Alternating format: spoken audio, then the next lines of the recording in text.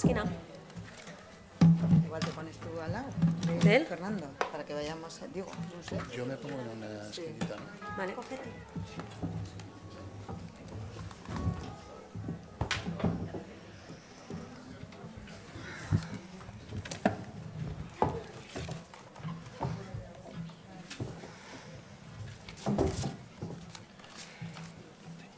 Gafas que solo veo de cerca. Solo gafas de solo verde.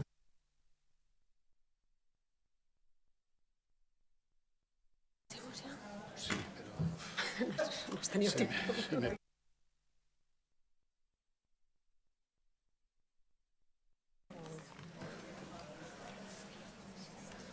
Tres.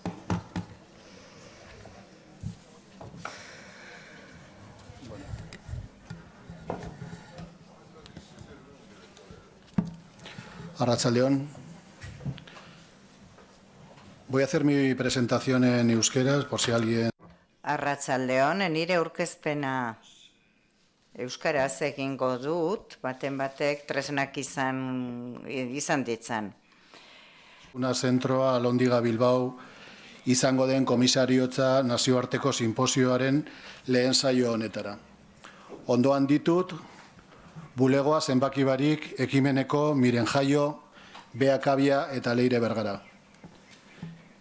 Erakusketaren saioa, 1977-2017 Azkuna Zentroak bulegoa zenbaki barik ekimenarekin lankidetzan duen proiektu bat da 2016an hasi eta 2 urte barru amaituko dena. Jarraipena ematen dio 2013an bulegoa hasitako harremanari. Orduan bulegoak epe ertaineko El Contrato proiektua garatu baitzuen kolektibo egoiliar gisa. Lehenengo urtean, El Contrato irakurketa talde batekin hasi ginen. 2014an erakusketa eta jarduerez betetako programa bat izan zen. Hitzaldiak, performanceak, beste irakurketa talde berri bat, zinema ziklo bat, eta 2015an liburua argitaratuta amaitu zena. Bestetik, erakusketaren saioa 1977-2017 Azkuna Zentroak eta bulego ekimenak elkarlanean landutako proiektu bat da. Proiektua 2016an hasi zen, eta hainbat une publikoetan garatu da. Hitzaurrea 2016ko irailean eta nazioarteko 2 biltzar hainbat une publikoetan garatu da. Bat 2017an eta bestea 2019ko uztailean, gaur atsegin handiz inauguratuko dudana. Proiektuaren bidez, 1977 eta 2017ko urteen artean izandako erakusketa zehatz batzuk aztertu nahi dira. Nazioarteko bilera bakoitzak 2 hamarkada ditu aztergai. Eta hitzaurreak erakusketaren ideiari lotutako kontzeptu nagusiak eta saioaren ideiarekin duen harremana landu zituen. Erakusketaren saioa proiektuak 2 data hartzen ditu 4 hamarkadatako denboraldia mugatzeko. Alde batetik 2017 oraina irudikatzen duen urtea eta beste aldetik 1977 giltzarria den urtea. Franco Berardiren hitzetan bifo, etorkizunaren ondokoa, gizarte postindustrialaren hasiera beteak eta modernitatearen akidurak markatua.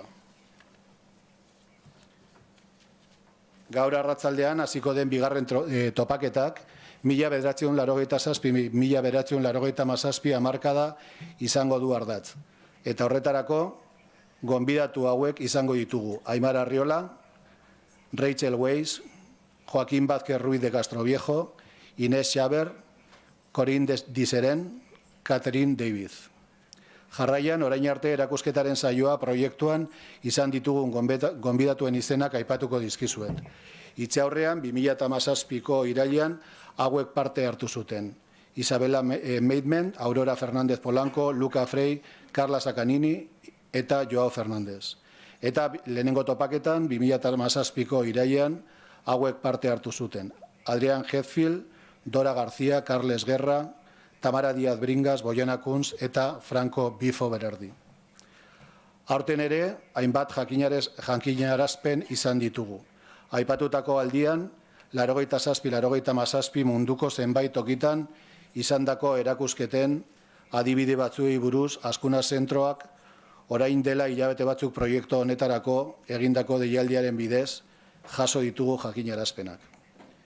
Sinposioa interesa duten pertsona guztiei zuzenduta dago. Bereziki artista, komisario, arte historialari, kritikalari, saiakeragile, diseinatzaile eta arte derretako ikasle, irakasle, arkitekturako eta soziologiako ikaslei besteak beste. Bereziki nabarmendu nahi dut, sinposio hau Azkuna Zentroko orain dela hilabete batzuk aurkeztutako proiektu programaren barruan sartuta dagoela. Ildo horretan, proiektu programa ez da plan estrategiko bat, zuzendaritza kontseiluari eta hiritarrei egindako proposamena baizik. Gure eginkizuna eta ikuspegia, gure helburuak eta 5 urteko denboraldian jorratuko ditugun lan ildoak zehazteko modu bat. Laburpen bezala, gogoratu proiektu programa berriak oinarri hauek dituela. Ikuspuntu berriak gizarte eta kultura garaikideko zentro moduan, ikuspegi berria ere lokailu bat izatea ingurunean eragiteko eta laguntza emateko gizarte kritiko, gizarte sortzaile eta askotarikoagoa izan dadila. Eginkizun berria, Azkuna Zentroa, Alondiga Bilbao espazio publiko askotarikoa eta gizarte eta kultura garaikidean erreferente izatea, hala hemen nola nazioarte mailan. 5 ildo estrategikoen bidez, jarduera guztiak zentroan programatuz, Azkuna Zentroa irekirik eta konektatuta, erabiltzaileei bideratutako ikuspuntu berriaz eta haien esperientziaz berraztertuz, ikusentzule berriak hizketan aritzeko eta barneko mugimendua hobekuntza positiboa lortzeko. Gure programazioko 6 ildorekin, arte garaikidea, zuzeneko arteak, zinema eta ikusentzunezkoak, gizartea, kultura digitala, eta hobeto esan da kultura digitalak, eta literatura. Hezkuntza eta bitartekaritza zutabe estrategikotzat hartuta. Artxibo berriarekin egiten ditugun biltegi eta era berean sorkuntza eta bitartekaritzako tresna gisa, eta espazio guztiak balioetsiz. Azkenik, gehiago luzatu gabe, eskerrak eman nahi dizkiet gaur hemen dauden lagun guztiei, batez ere islariei, 2 egun bizi hauetan zentroan izango baitugu jakintza eta esperientzia partekatzen. Espero dut, topaketa hau, ahalik eta emankorren izatea, eta orain, bulegoa zenbaki barik ekimeneko kidei emango dietitza, haiek zehatzago azalduko dizkigute, sinposioaren atal berri honen zehetasunak. Eskerrik asko.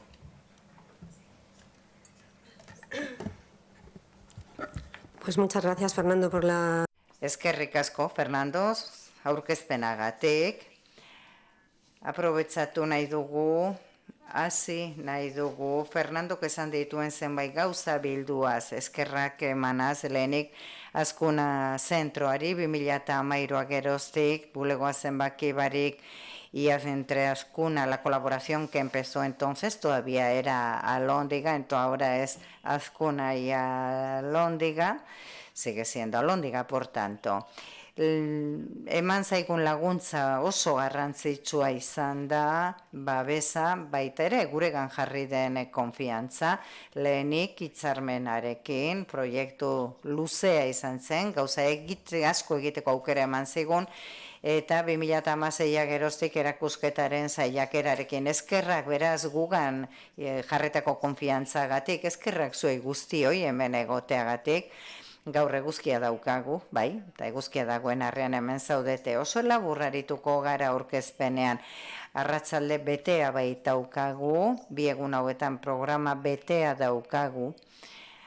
Eta Fernandok esan duenaren bidetik ituna egitasmo luzea izan zen, erakusketarekin bukatu zena. Oso pozik geratu ginen eta guretzat oso garrantzitsua izan zen.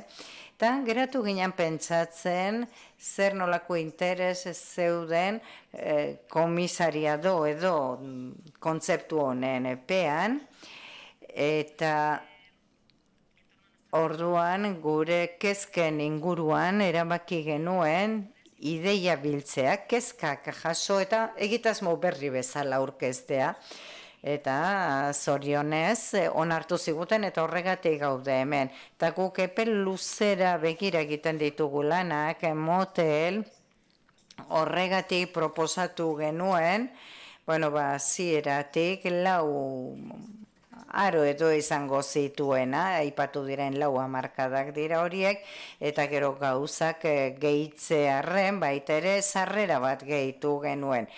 Bazeukan marko kontzeptual bat egitasmoak, zer ikusia daukana jazagutzen duzuen izenburuarekin, erakusketaren saiakera, dekin lotua dago, saiakerak bi zentzutara garamatza, alde batetik esperimentua, proban jartzea da gehiago, eta gero badago testu gogoeta eragile hori, eta gero beste alderdi kultural hori, da gaur hemen biltzen gaituena, erakusketarena, itxuraz kontzeptu estatikoagoa da, denok hobeto ulertzen dugu, erakusketa bat, publikoa, mune jakin batean, lekuzeaz batean, baina historiak, esperientziak batez ere erakutsi digu, ez dela, hain erraza, konplexuagoa dela, eta konplexutasun eta ambiguitate gehiago ere badituela, saiakera hitzak berak biltzen dituenak bezala. Horregatik,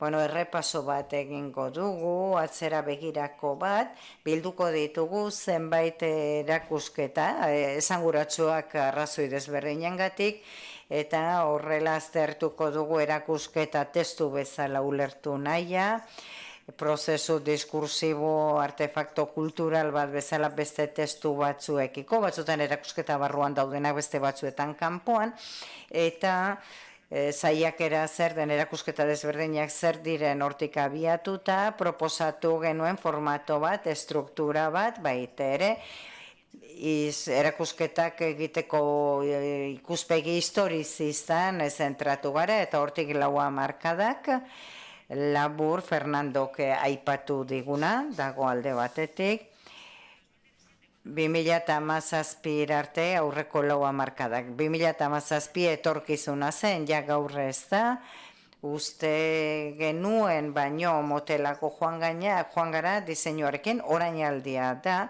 eta 1977 aldaketa asko zeuden, aldaketa politikoa, kontakizun modernoen krisi bat, modernitatearen krisia, aldaketa sozial oso garrantzitsuak, eta bifok lehen topaketaren gurekin izan zen, eta berak izaten du etorkizunaren geroa markatu zuen urtea izan zela, Fernandok ere aipatu du.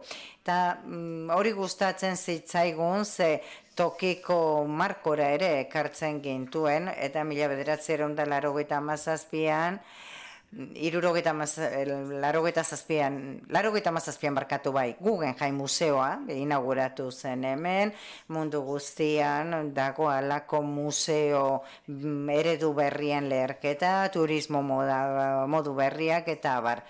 Eta orduan erakusketa saiakeraren marko horrekin eta 40 urteko tarte horrekin, planteatu genuen, saiakera eta Fernandok esan duen bezala, egin genuen baita ere hitzaurre bat kokatzeko, eta gero 87ko hamarkada hartu dugu, gaur bigarren hamarkada hartzen dugu, 87tik 87ra dijoana.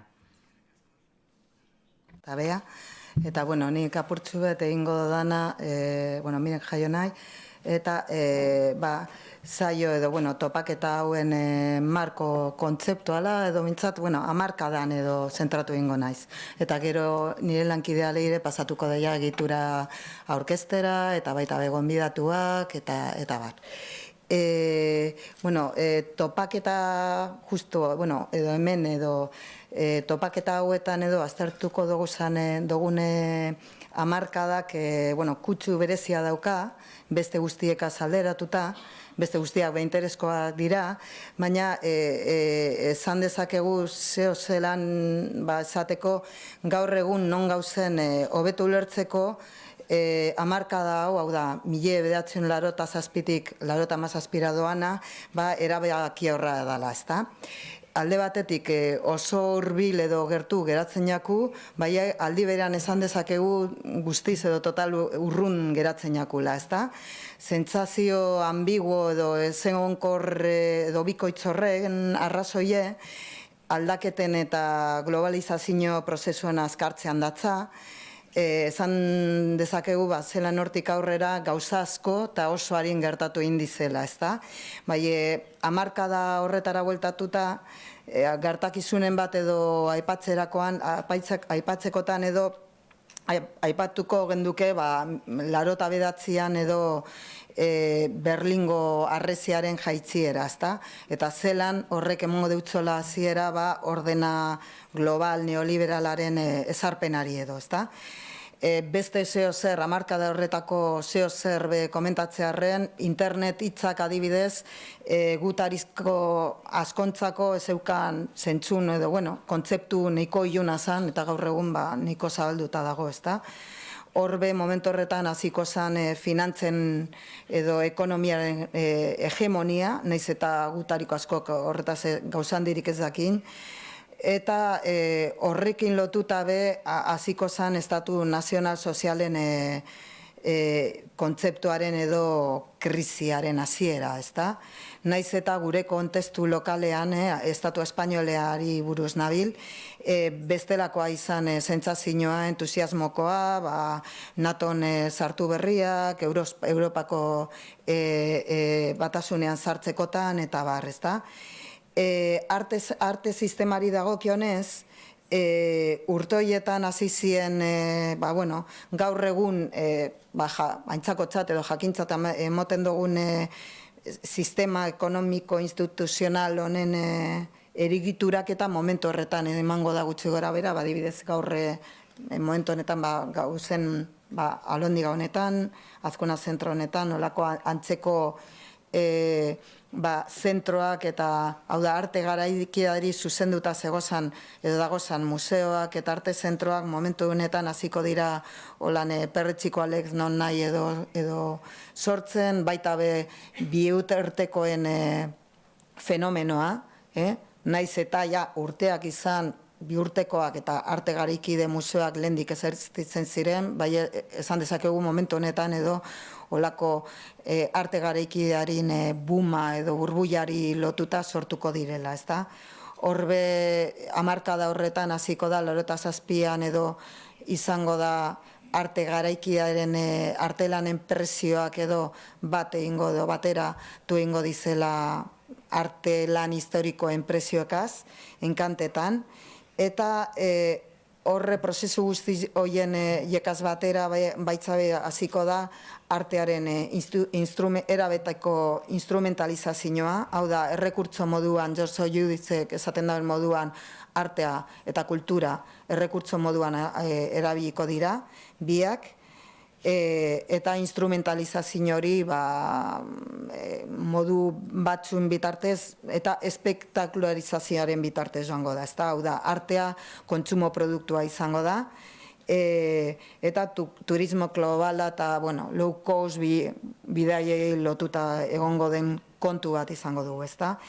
Honek zuzen edo ekartzen gaitzuz gure testu inguru ere edo, euskal kontestue eta batez Bilboko kontestue, Bilbao efekt delako horri lotute edo, paradigma horren sintoma edo adibidea bihurtu ingo da, ezta? Eta Bilbon gauzela zentratuta, esan ordutik, hau da, 87tik onaino, hemengo Bilboko paisaia erabat aldatu indala, dramatikoki, esan dezakegu baitzebe, begiraten badugu edo jartzen badugu gure burua hemen, apur bate, 87an hemen, Hemen zer egongo zan, hemen alogondegi zar bat egoan, itzita egon zana eta abandonatuta. Baita be proiektu bat, arte zentru garaikideen baten proiektua, Jorge Oteiza euskal eskultoreak burututakoa, baina bertan bera geratu zana. Gero 2010ean hemen seguru unik zutariko asko, batez be gonbidatuek, izlarizek, ez dozu ezakingo zelan zentru honen historia, zelan 2010ean irekizala, baina ja beste ideia edo bategaz, ezta? Ja esan, apur bat aipatu dut, Bilboko paisaia 87an eta 87an, 10 urte geroago, horri izango dugu lehen aipatu duzuen moduan Guggenheim Bilbaoren irekiera, ezta? Eta horregaz batera lotute Bilbao Effect delako hori, hemen, por cierto, Bilbon eta euskal kontestuan Guggenheim efektua deitzen jakona. Baina dana dela eta Bilbao Effect baino lehenago askoz be gauza gehiago edo gertatzen ziren hori baino lehenago hemen kontestu honetan arteari lotutako, olako egun bat edo tejido bat egoan, ezta? Horregatik topaketa hauetan enfasi gehiago jarri dautzaguz hemengo kontestuari, aurreko topaketa bizetan baino,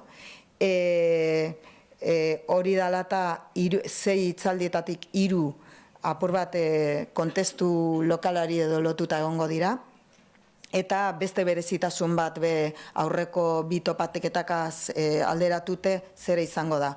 Aurrekoan, gonbidatu gehienak ziren, bigarren eskutik edo euron bertzinoa emoten zauinak, hemen gehienak lekukoak dira. Bertan egondakoak dira, orain dela gitzi baie, ezain gitzi gertatu zielako edo emonzalako hamarkada hori, eta baita be lekukoak izatez aparte eragile edo agenteak izan dira eta oraindik jarraitzen dira izaten arte sistema horretan.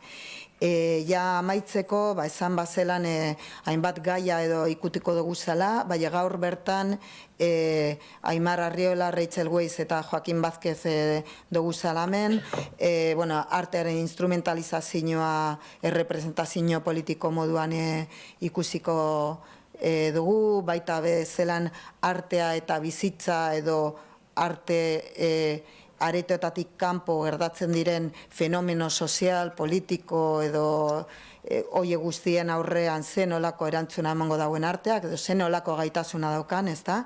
Eta baita arte garaikide kontzeptua momentu horretan zelan ikuspuntu eta leku ezberdina eta periferikoetatik zenolako erantzuna emango jakon, eta zelan hau da, proiekt edo kontzeptua kolokan jarriz, ezta?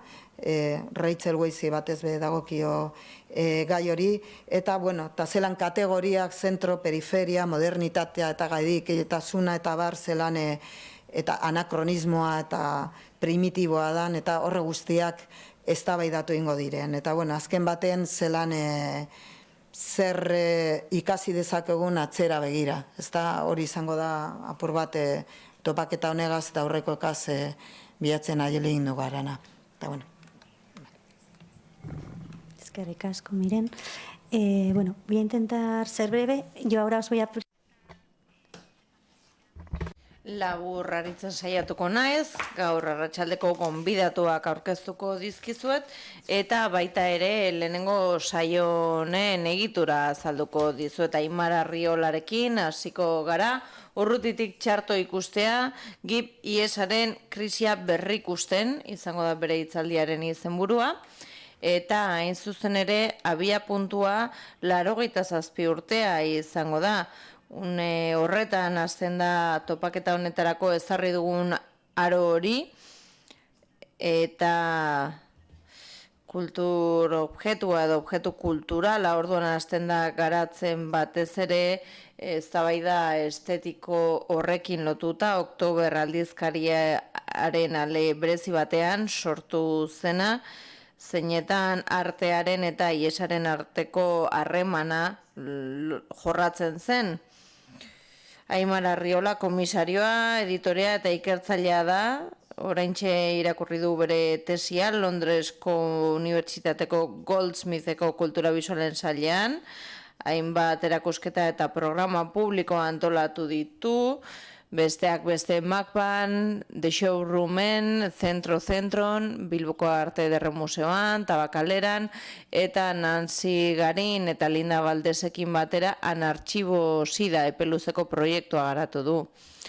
Aimar Arriolari entzun eta gero, eta galderaren bat egiteko tartea eta gero, Rachel Weisz emango diogu hitza, berak hitz egingo digu gai honi buruz. Eskualdeko globalismoa nola birdefinitu zuen eztabaida Habanako bienalak. Bere hitzaldian hitz egingo digu Habanako 3. bienalaren diskurtsibari buruz, 1989an gertatu zen hain zuzen ere bienal hau, eta aipatuko ditu ere arte garaikidearen aurrekontuek sortzen dituzten erronkak eta eurozentrismoa estreinatu berri zen aro horri buruz hitz egingo digu. Bere hezitzailea, idazlea eta komisario ohia da. Gaur egun irakasle dabil Arts Administration and Policing, Chicagoko Art Instituten, arte garaikadei buruzko testu ugari argitaratu diru, hainbat lekutan, Estatu Batuetan, Europan, Latinoamerikan, Asian eta Australian. Haren argitalpen nagusien artean, aipatzekoak dira Making Art Global, The Third Havana Biennial, edo To and From Utopia in the New Cuban Art, University of Minnesota Pressek argitaratua, eta besteren bat aipatzearren Por América, la obra de Juan Francisco Elso, Universidad Nacional Autónoma de México argitaratua. Baita ere, tarte txiki bat utziko dugu galderak egiteko, Racheleka emaitzen duenean, eta azkenik Joaquin Vázquez izango dugu gurekin.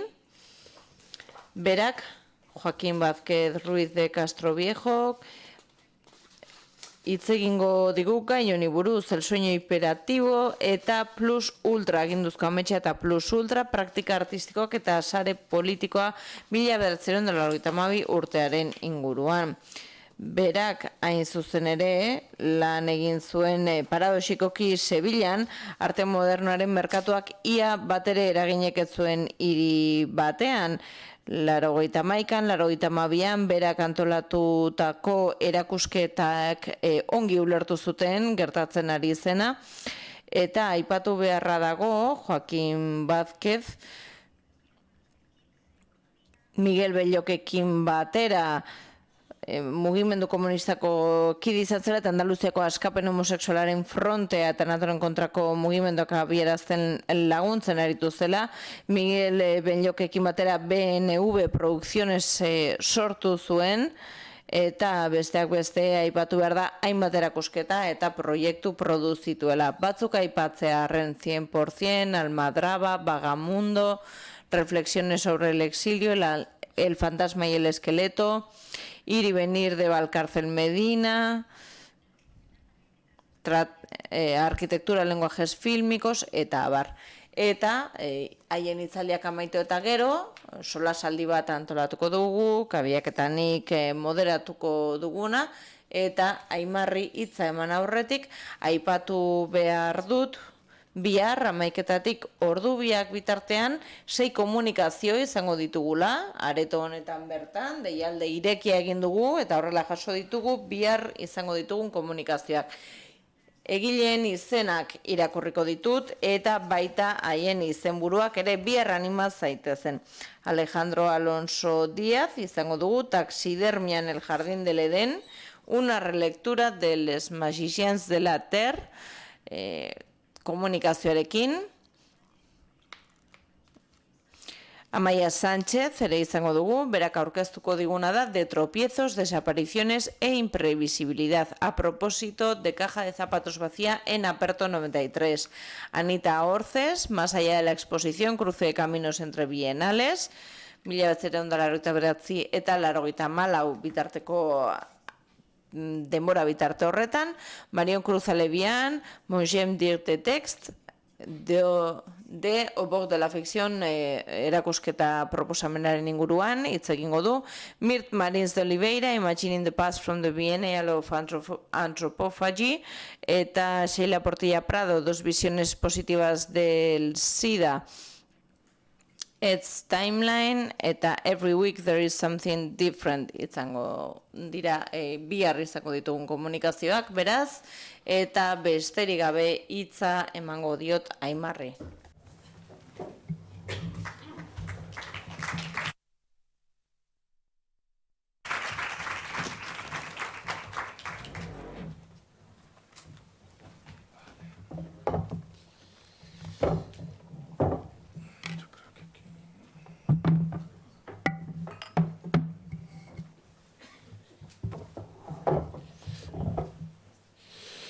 Bueno, eskerrik asko Alondiga Azkuna Zentroari eta bulegoari, gonbidapenagatik, eta danoi hemen egoteagatik. Nire hitzaldi gaur erderaz izango da, digo que mi ponencia iba a ser en...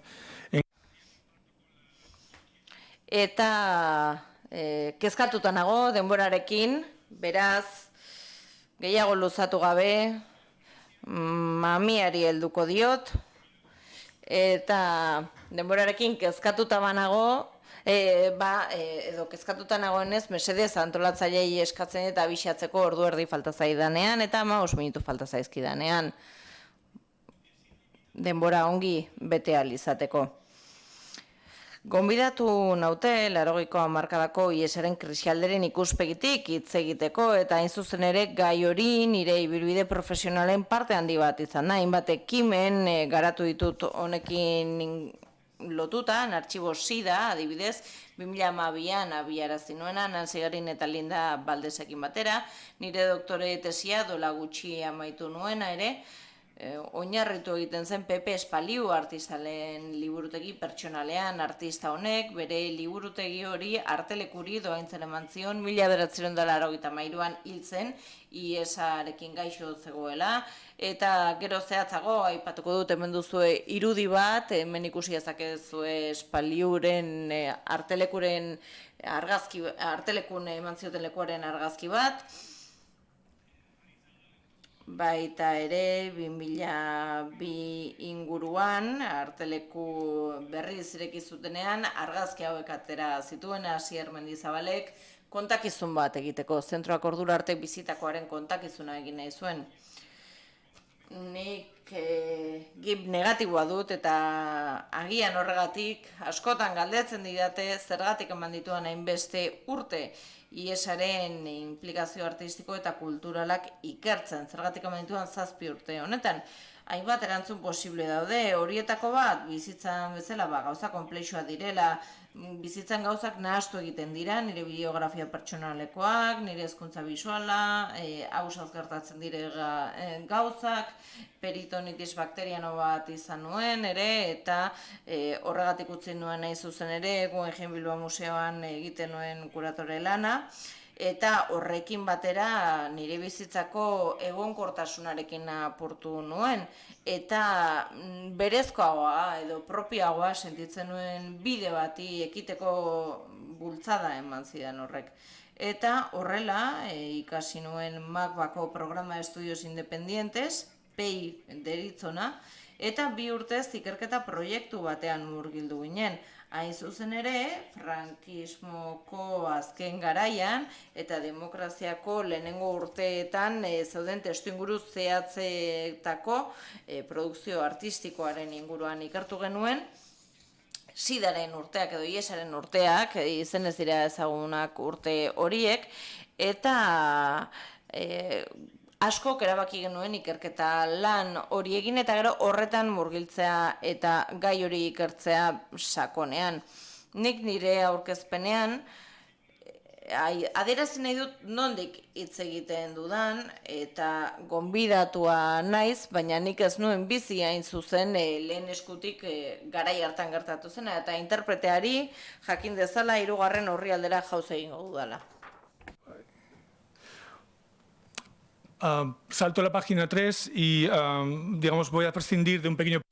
3. orrialdera jauzi egingo dut, jakin dezala itzultzaileak, eta hitz aurre hori jauz egingo dut.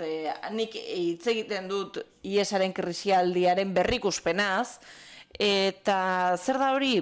Prozesu bat, eta prozesu horrekin deskribatu egiten dira egindako produkzio artistikoak, ikerketak, eta horiek guztiek bildu egiten dituzte ikerlariak, artistak, prozesu historiko hori aztertzen eta lantzen ari direnak, memoria, nostalgia bereizten dituzte, eta noski ere aurre egiten diote iragana idealizatzearen arriskoari.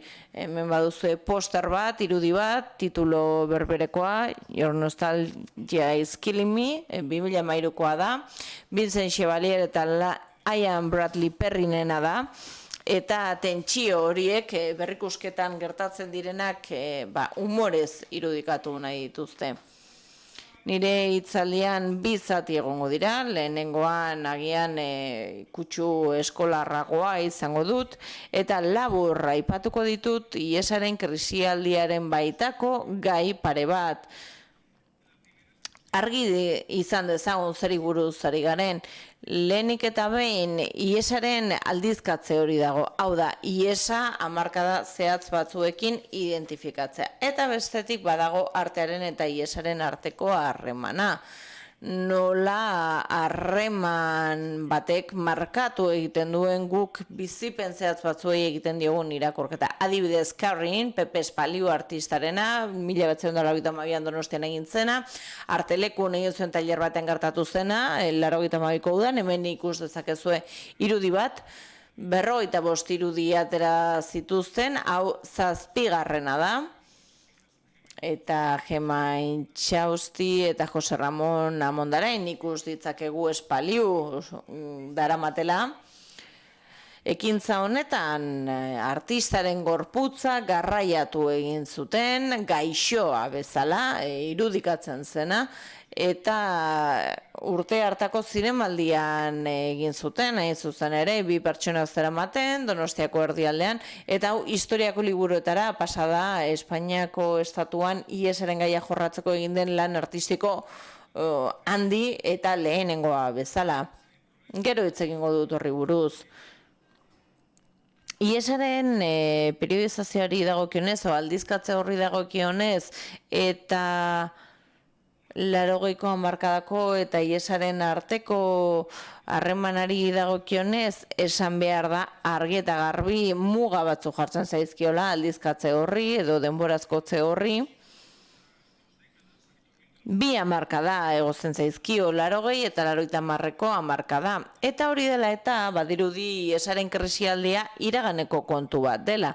Denok dakigunez, edo jakin beharko genukenez, oraindik ez dago txerto eraginkor bat gibaren transmisioari aurre egiteko. ONU-SIDAren azkeneko estatistikeen arabera, 2017an 36,9 milioi pertsona zeuden munduan gibarekin, horietatik 1,8 urte horretan bertan hartu zuten. Bilbon adibidez, 2019an giba dukitzak ez du esan nahi transmitituko dela edo hilko zarena, baina beste testuinguru batzuetan aldatu egiten da errealitate hori. Batez ere azpigaratutako herrialdetan, Txileen adibidez, herrialde nazional aldarrikatu zen giba, transmisio asko, gertatzen ari zerelako eta ez zaudelako terapia eguneratuak. Beraz, gibaren krisialdia jarraitzen du eta horrexegatik erantzunek ere jarraitu behar dute. IESaren eta 80ko hamarkadaren arteko identifikazioa problemizatzea presazkoa da, ikuspegi epidemiko eta sozialetik.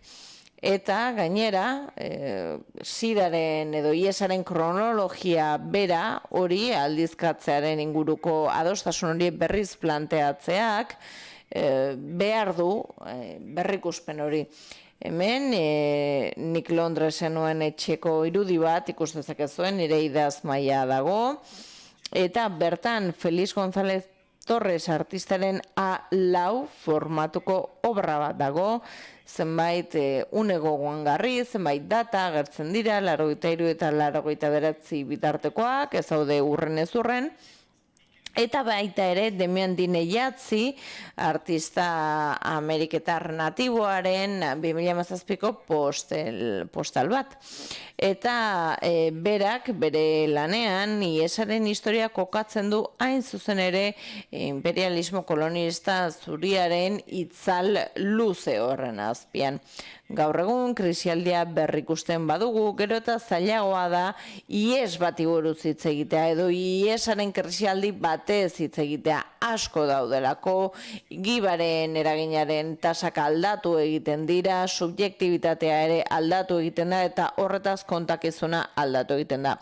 Hemen beste irudi bat, Theodor Kerr, nire lagun, artista eta idazle baten pegatina bada, 2015koa. Azken urteetan bere lan artistikoa eta idazketa lana berrera ikuntza lan bat izaten ari da. Ia ezinezkoa Robert Redford, nerabe afroamerikar heterosexualaren bizitza eta historia kontatzen ari da. San Luis, Missourikoa zen eta hil egin zen giba zaildu egin zitzaiolako badakigu beraz, krisialdia lehenago ere existitzen zela, 1979an kutsatu baitzen. Gizona, 87tik aurrera jakin izan da giba zela. Azken batean, sarrera honekin esan dudana da, iesaren krisialdia baina lehen badagoela iesaren historio bat, eta iesaren historiotzat jotzen duguna ez dela gibaren historio bat baizik eta guk iesari ematen dizkiegun erantzunen historioa. Eta horrek aipatu nahi dudan bigarren gai horretara eramaten. Nau, artearen eta iesen arteko harremanera, hain zuzen, hemen Kerrinen estaldura ikus dezakezua, irudi honetan, Diario 16 argitaratua, 82ko, irailaren 27an. Ideia, iesa gai gisa tratatu daitekenarena, testuinguru historiko zehatz batean sortu zen, 87an, kritiko ensaiista Douglas Krimpeck, dakizunez joan den ostiralean hiltzenean, arte eta iesa gaia karakterizatu zuenean 1987ko Oktober aldizkariaren alean, iesari buruzkoan, Krimpeck aipatu egiten zuen zein modu mugatuan eta sarritan kontraesankorretan erlazionatu ziren iesa eta artea hamarkada horretan zehar.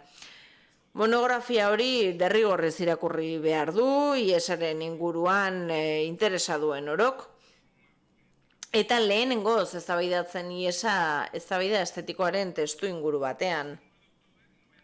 Oktoberren ale hau garrantzitsua da ere Krimp saiatu egin zelako eztabaida bat zabaltzen presa historikoaren garaitan produkzio kulturalak duen zereginaren inguruan. Azken batean saiakera eutsi bat egin zuen, AIDS, Cultural Analysis, Cultural Activism alearen titulo honetan ere horrelako saiakera bat egiteko.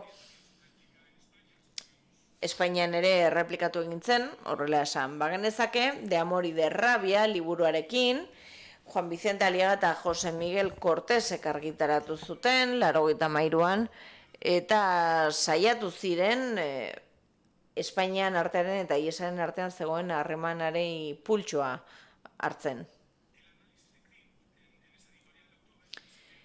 Krimtek Oktoberren egindako analisiak iesaren krisialdearen lehenengo hamarkada horretan jartzen zuen arreta, eta bi gauza tipifikatzen ditu iesari artetik begiratzen zaion moduari dagokionez. Lehenik eta behin funtsak biltzeko, ekimenak izaten direla, enkanteak, ikerketa zientifikorako, erakunde sozialei babesa emateko, diru bilketarako erakusketa kolektiboak izan ohi direla, eta bestalde gizakion galera, sufrimendua islatzen duten artelanak direla. Hau da, artea murriztu egiten da, salgai gisa duen baliora, eta baita ere gai gisa duen baliora. Krimpeck bi erantzunen adibideak ematen ditu, eta aipatu egiten ditu erakusketa benefikoak, lan literarioak eta abar, eta baita ere agertzen du nola indartu egiten zen harrera kritiko horretan ihesaren eta homosexualtasunaren arteko harremana, bai eta homosexualek artearekiko zuten joera ustezko natural horren ideia ere. Badugu gure inguruan artetik iesan aurrean eman den erantzunaren adibide bat, krinpen tipifikazioan sartzen dena eta askotan aipatzen dut. Eta bada hain zuzen ere Donostiako kazetaritza elkarteak 1992ko udazkenean iesaren borrokaren onurarako antolatutako lehenengo arte erakusketa. Eusko Jaurlaritzako kultura eta osasungintza sailen babesa izan zuen. Erakusketaren leloa, dale la mano no pasa nada zen, eta Miramar Jauregian argazki bat aterea inauguratu zuten, hemen dituzue irudiak, Pepe Espaliu eta Jon Salaberri ikus ditzakegu lehen planoan, eta Gaspar Montesiturrioz, Irene Lafit eta Odarno Txillida atzean. Eta iesak nazioartean berpiztu egin zuen berriro ere kulturaren arloko pertsona ezagunen ustezko edo itxurazko konpromiso solidarioari. Txillida noski ere horre aritu zen eta esaten zuen gizaki bat naiz eta nola ez lagundu dezaket. Krinpen ustez bazagoen beste eredu alternatibo bat, New Yorken sortutako ACT UP talde aktivistak eskaintzen zuena, hain zuzen ere hemen ikus dezakegu ACT UPek espazio artistiko batean egindako lehen esku hartzea, Let the Record Show izena du, New Museum eskaparatean egin zuten, eta Krimtek ACT UPen zenbait ezaugarri identifikatzen zituen, praktika artistiko konprometituen adibidez zirenak, eta ikusten zuen ere, bere ekintza estetiko politikoetan ACT UPeko artistek ere izan zezaketela beste parte hartze konbentzionalagoa artearen sisteman, askok museoetan eta galerietan ere modu individualean aritzen zirelako, baina Krimpen ustez artista askok iesen aurkako borrokan izan zuten lotura horrek aldatu egin zuen artearen sistemarekin zuten harremana, bereziki artelanak aurkezteko lekuei zegokienez, artelana banatzeko lekuei zegokienez, eta artearen kakotxen artean erabilgarritasun horren inguruko kontzientziari zegokienez. Eta ez dute ebaluatuko Krimpen karakterizazioa, ez da ere ez naiz arituko ACT UPen ontasun horiei buruz, ezingo ditut ere ez baloratu edo kritikatu ACT UPen lanak. 25. urte hurrena ospatzen ari ziren, 2012an, eta uste dut horrek besteak beste eragin zuela iesaren krisialdiaren berrikuspen hori bultzatu zuela.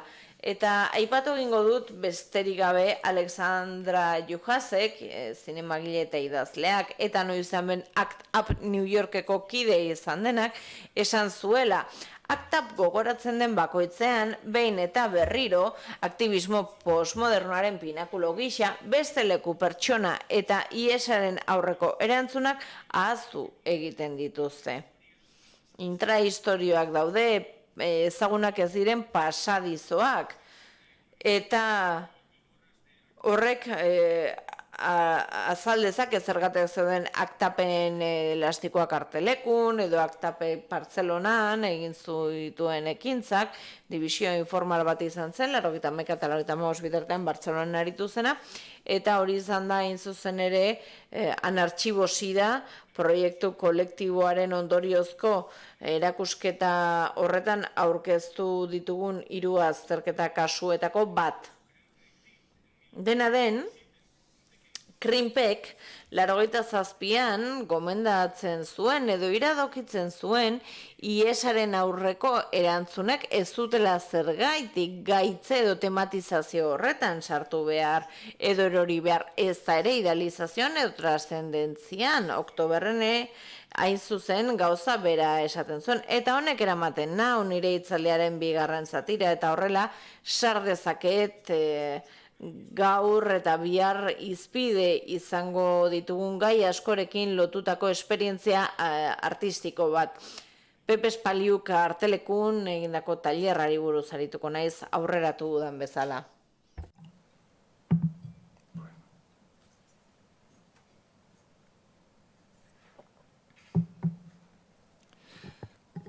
No soy especialista en Espaliu. Ni ez naiz Espaliun espezialista, eta bere azken praktikan zentratzen da nik Espaliuren inguruan egindako lana Arteleku tailerreko esperientziari buruz, handik ere atorritako ekintzei buruz, adibidez, Artelekuri bere liburutegi pertsonala doaintzen eman izana, edo The Carrying Societyren jarduera. Identitate kolektibo bat izan zen, Espaliuren tailerraren testuinguruan sortu zena, eta arekin aurkeztu zen Carrying hori. 88 arte jarraitu zuen funtzionatzen, arte talde gisa tailerra zarago. Hemen ikusi dezakezue Polaroid batekin ateratako argazki bat, taldearen irudi emblematikoa zen, hori izan zen Polaroid jatorrizko hori, eta gaur egun Artelekuren webgunean ikus daiteke copyright baimenarekin. Duela hamarkada bat, beraz, Artelekun hausnarketa baten gidaritzan aritu zen Artelekun sortutako talde hau. Eta hainbat gai jorratzen zituen, besteak beste ezbaian jartzea, jabetza eta autoretza bezalako kontzeptuak. Nik ez ditut proposatzen Espaliuren tailerra, Carryingen ekintza, edo akta bezalako tokiko taldeen kontraereduak edo bertsioak eredu gisa. Baina uste dute Krinpek horrelako zerbait eskatzen ziela IESaren garaiei. Espaliuren tailerrak eta handik sortu ziren 3 ekintza kolektiboek garai eta leku zehatz baten baldintzei erantzuten zieten. Artelekun gertatzen ziren horiei eta baita ere IESaren krisialdia berarekin ekarri zituen horiei. Eta horiek ezin ditugu imitatu birsortu. Horrexegatik ezin dugu pentsatu horretan eredu bat bezala. Hemen beste irudi bat dago. Jainkoa bat eta bera nahikoa, ekintza kolektiboari dagokiona. Eta hau bada, hain zuzen ere, tailerretik eratorritako taldearen ekintzetako bat. Donostian, deialdi publikoak egiten zituzten eta ekintza publikoak Espaliuk gonbidatu egiten zituen hiriaren eta gorputzaren organoen arteko harreman horiek abiapuntutzat hartzera eta ekintzak egitera.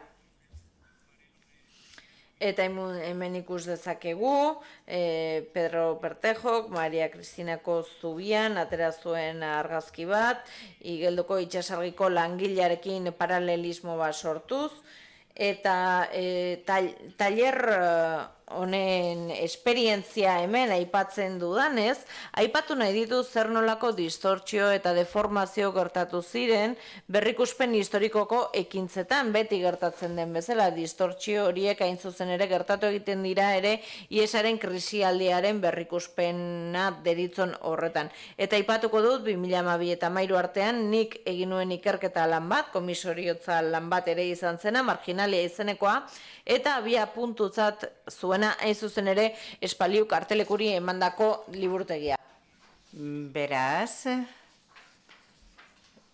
berbizitazio egitasmo bat da. 2012-2013an betetzen ziren, urren ez urren, Espaliuren tailerraren ospaketaren 20 urte, Artelekun eta bestalde, 83an hil zen, neko urte urrena, baitere 37 urterekin. Momentu horretan, iniziatiba desberdina martxan jartzen ari ziren, estatu mailan pertsona hori omentzeko. Eta espalioren zentralitatea eta karrinarena Espainiako artearen historiaren barruan izandako arrakasta eta zehazki artetik emandako erantzunaren historiaren barruan azterketa egiteko asmoarekin. Maila metodologikoan proiektuak bi parte izan zituen, alde batetik artxibo ikerketa bat, neuk egin nuena, eta urtea igaro ondoren, Ganbaran, Karlo Mitzelenan jarri zen erakusgai, hemen ikusten dituzue bi irudi, bi hitzaldi eman ziren, testu akademiko bat, eta artista desberdinak gonbidatu genituen, produzio bereziak egin zitzaten, bibliotekatik abiatuta, Antonio Gaillano, Pablo Marte, Susana Talaiero eta ekipo Geletonen eskutik. Momentu hartan, 2012-13 izan zen baitere artelekuren behin betiko eriotzaren urtea. 2011aren hasieran jakinarazi zen Gipuzkoako Foru Aldundiak eta Tabakalerako etorkizuneko zentroak sinatu zuten lankidetza hitzarmenan martxen bat jartzeko Tabakalera artelekun indarrean egondako zerbitzu eta lan lerroetatik abiaturik. Esan behar dut Tabakalerako zuzendaritza kulturala 2012an izendatu zela. Konvergentzia plana deituriko horrek artelekuren kudeak eta aro bat aurre ikusten zuen 3 urtekoa eta horrela arteleku pasatuko zen Tabakaleraren pulmoia izatera. Eta plan horietan gakoak izango ziren Tabakaleraren mediateka bilakatze artelekuren dokumentazio zentrua eta zentru bibliografiko, videografiko eta artelekuren artxiboa Tabakaleran integratuko zen etorkizuneko mediatekaren gune izanez, baina ez da horrela izan, edo parte batean bakarrik izan da horrela. Hemen ikusten dugu artelekuko biblioteka, berri inauguratu ondoren 2002an, Espalio bibliotekaren kokapenarekin hor goiko partean, eta beste bi irudi gertakari bat, ezingo naiz geratu horren aipaketan, 2011ko azaroan izandako uholdeak, marginalia proiektu hasi eta 2 urtera artelekuko bibliotekak izan zituen uholdeak eta asko kaltetu zuen mediateka, Espalio biblioteka salbu, haintoki berezi horretan kokatua zegoelako.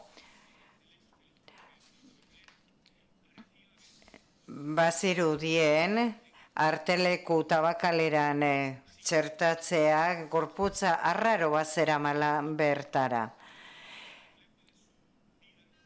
Bere bizitza, azterketa eta abarrengatik, Espalio bibliotekak 4.500 volumen dauzka, artea, filosofia, literatura, baina baita jardineria, bidaia, gehi kultura, homeopatia, magia eta abarrere 21. mendeko mediaketeka baterako ez ziruditen oso egokiak ordurako. Nik ikertu nahi nuen biblioteka hori eta zeuden planak kontuan izan da bizkortu egin dituen ere planak.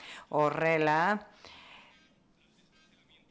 bibliotekaren desmantelamentua frenatu nahi izan genuen artelekuren artxiboko objektu bitxi bezala. Eta bibliotekan neuzkan interesak oso anitzak ziren, alde batetik arrazoi bibliografikoak zeuden, bestetik liburu objektuarekiko interesak ere. Espalio bibliotekarekiko nire interesara hurbiltzen ziren, nire arrazoietan ez zeuden, ni ez nintzen artelekuko hamarkada prodigiosoko kide izan, 1989an arte ederrak ikasi nituen Leioako fakultatean, eta pop no art jardunaldietan bai parte hartu nuen, Gabriel Bilotak eta Fran Larkadek eratuak 1987an izan zirenak, eta distantziatik ikusita nik 21 urte neuzkanean nire subjektibitatea eraikitzen joango ziren. Jardunaldi horietan topo egin nuen Espaliu bibliotekarekin lehen aldiz, naiz eta orduan apenas ez nien arretarik eskainik.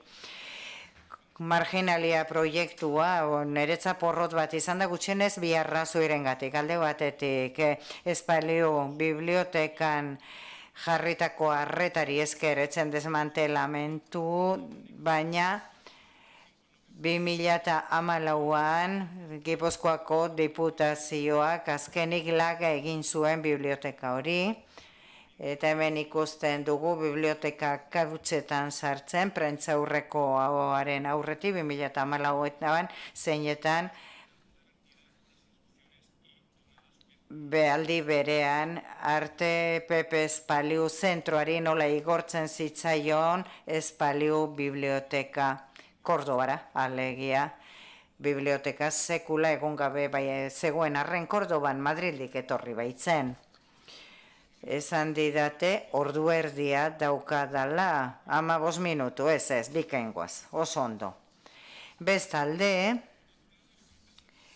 eta gaur nire zamarik handiena da, prozesu instituzionaletan parte hartzeko nire grinak, baldintzatu egin zuen nire arreta Espaliuren tailerraren esperientziarekiko eta ezin izan nuen ulertuan zer gertatu zen esperientziaren azterketa alako utilitarismo baten baitan utzi nuelako. Atzera begiratuaz aitortzen dut baita ere proiektuaren atzean zeu jarri nituen energiak, nera bezarokoak, karreinen irakurketari emanion pisuaren gatik, kontentzioso egiak izan ziren. Beraz, errebizioarekiko nire begirada sintomatiko egia, deskriptibo egia zen, barkatu. Eta nire doktoradutza tesian ez dut Espaliu landu, baina saiatu naiz begirada bat luzatzen nolabait konponbidea jarri ziezaion medikuntzak, baina baita azterketa kulturalak ere zira artxiboan jarri duten arretak krisi hasi zenetik. Saiatu naiz nire begirada eta beste batzuk ere jasotzea era berean, eman nahi izan dut begirada bat, baita ere nire ikuspegiarekiko beste azterketa bat emango zuena,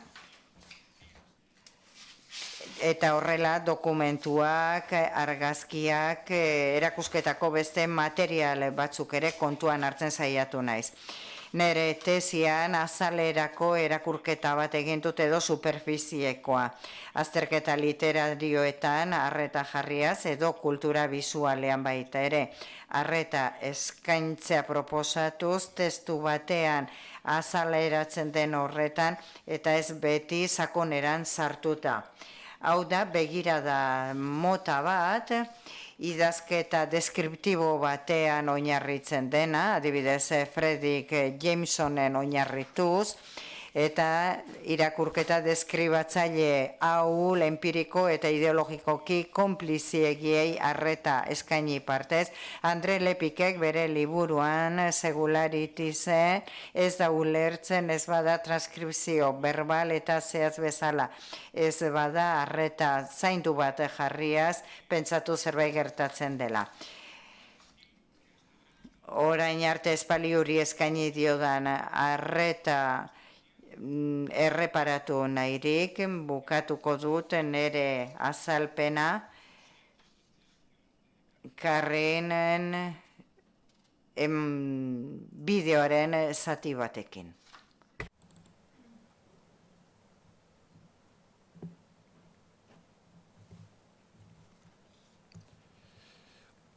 Proyectada a mi espalda vemos la copia digital. Nire atzean ikusten dugu Karrin ekintzaren erregistro digitalaren kopia bat, 82an Artelekun eskaini Pepe Espelioke artistak emandako emanaldi batena. 20 minutu irauten ditu bideoak, 10 ikusiko ditugu, erreportaiak, Nekane Elizondo Aizpe Iribar eta Ros Egezi eskatu zien Artelekuk eta 3 multzo ditu. Zentrala ikusiko ez duguna Karrin ekintzaren erregistroa da, berez, 3. eta azkena laburragoak, baina azkeneko ez dugu ikusiko, eta izara handi baten gainean, kalean, Bolondresekin idatzi zen,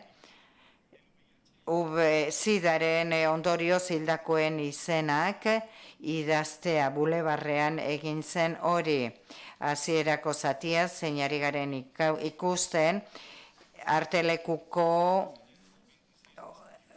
irailaren 26ko goizeko ekintza jasotzen dira, eta parte hau aukeratu dut arrazoi desberdinen gatetik, alde batetik autoesplikatiboa delako, eta testu inguru kolektibo eta artistikoa saltzen du alde batetik, baina baita ere proposatu nahi dut erakusketaren ensaio bat, zehazki performantzaren ensaioak erakusten ditu, Karrin aipatzeko egun horretan arratsaldean Donostiako zentroan egingo dena jasoaz.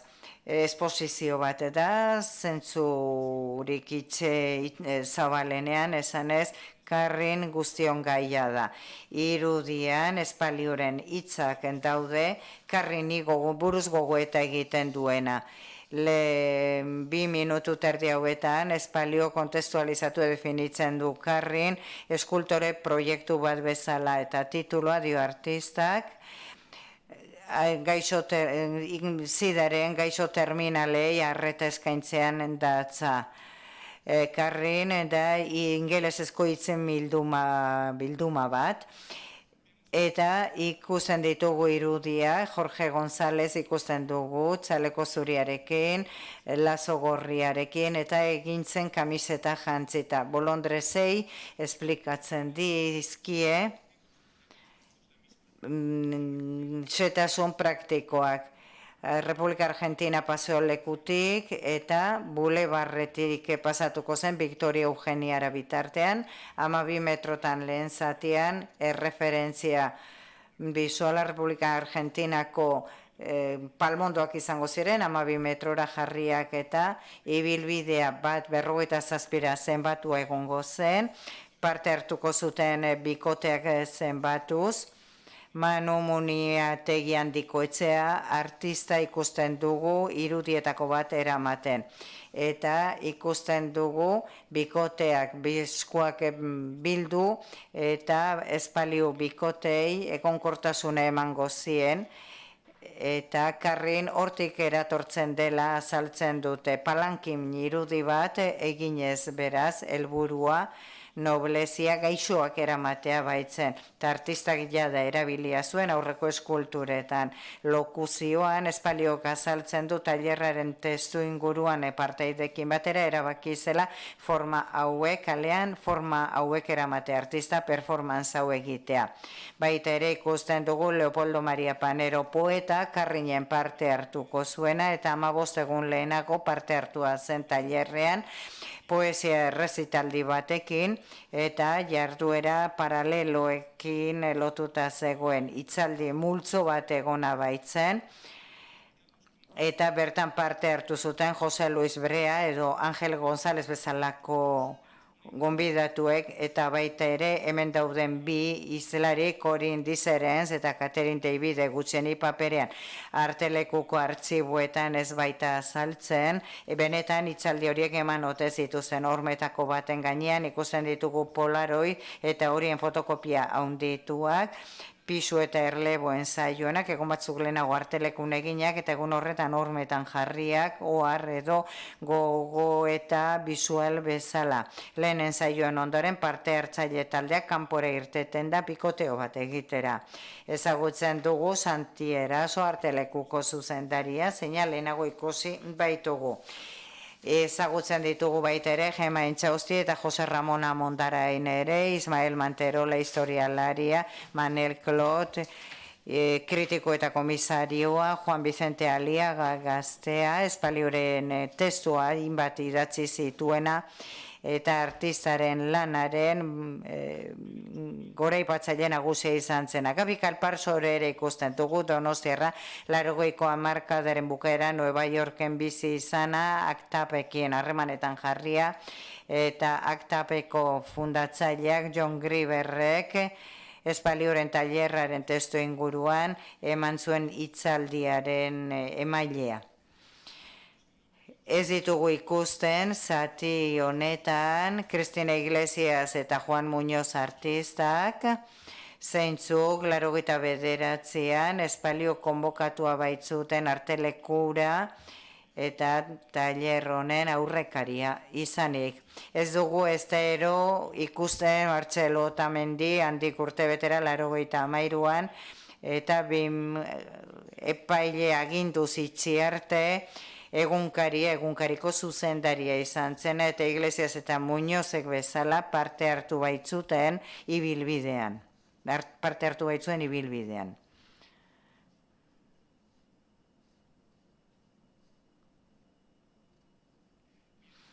Jendea jaten eta arratsalderako prestatzen ikusten dugun bitartean, Espaliok bere hotzean esaten du performance batek beti dauzkala elementu ustekabeak, Karriñanekoak bi izan ziren, euria eta performancearen bizkortzea horregatik denbora laburragoa iraun baitzuen, iragarritakoa baino.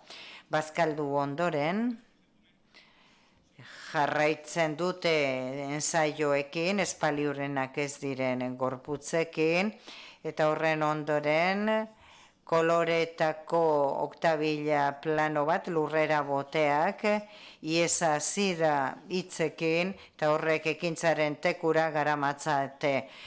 Kokapen fiziko batera Aterki eta Palmondo artean, Donostiako erdialdean. Lehenago irudiak irakurri ditut, beraz nik irudiak baino lehenago bukatzen dut, eta denbora agortu baldin badut, hemen utzi dezakegu.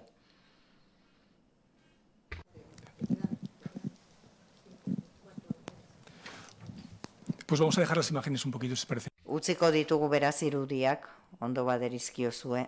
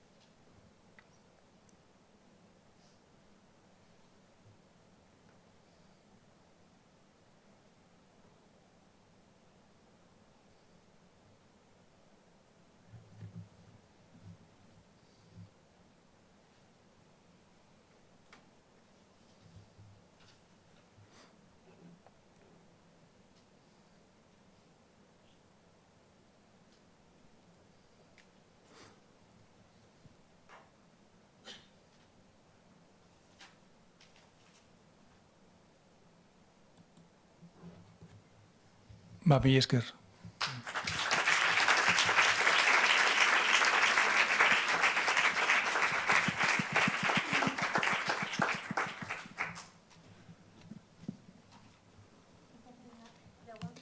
Sí, creo que la dinámica es que si había alguna pregunta.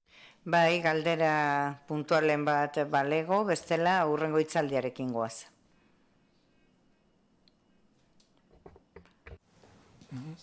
This one? I can take both. Thank you very much. That was amazing. I don't.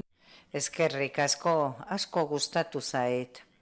Ni artelekun egon nintzen 94an eta ikusi nuen biblioteka. Eta sekulez nuen ezagutu testu ingurua eta zoragarria iruditu zait. Baina gauza gehiago jakin nahiko nituzke, zer nolako harremana zeukan produkzioarekin, bideoan ikusi dugunak eta baita artxiboarekin ere. Iñaki Inzausti ikusi dut, baita ere talde horretako kidea zena. Zerbait gehiago esan dezakezu, baina ze paper sozial jokatzen zuen, zeren arteak elementu oso soziala zeukalako. Zer esan nahi zuen komunitatearentzat edo zerbait oso zehatza zen. Ze komunitatetaz ari zara? IESaren komunitatea bat zeukan konexioren bat, ordurako gain jartze bat baitzegoen, zeuden espazio komunitarioak arterekin zer ikusi ez zutenak, eta zeuden arte espazioak baita ere desberdinak zirenak eta dudarik gabe Bilbo oso desberdina da Nueva Yorkekin konparatuta. Bai, galdera ongi ulertu badut, gonbidatzen intuzun, zerbait gehiago esatera testu inguru sozialaz. Bai, bestela, mugarik gabe hitz egin halko nuke, denbora mugarik gabe galderana zen, ze harreman zegoen tailerrak, bai, IESaren biblioteka. I'll try that one. Because you mentioned the library, but then you went to the... Ze biblioteka ipatu duzu. Mikrofonoa, bai, mikrofonorik gabe hitz egiten du eta ez dugu entzuten.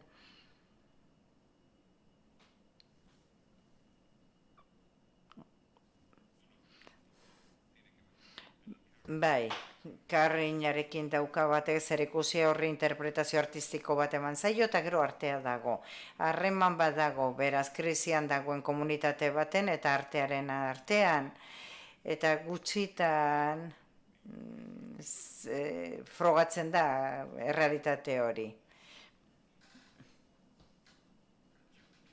Nik uste dut garrantzitsua dela distantzian egiten ditugun deskribapenetan, adibidez, esan behar da espalioren tailerra artelekon, etzen publizitatu IESarekiko inolako harremana zeukanik, eskultura tailer bat zen, aurkezpen horrian, bera genealogia bat egiten zuen, artista garaiki dena, restoarena, ondarrarena, alegia esan dezakegu. Eskultura tailer bat zen berea. Eta hain zuzen, espaliok, ja tailerraren testu inguruan egon arte, hilabete horietan, berak ez du publikoki esaten IESaren eroalea denik, eta ja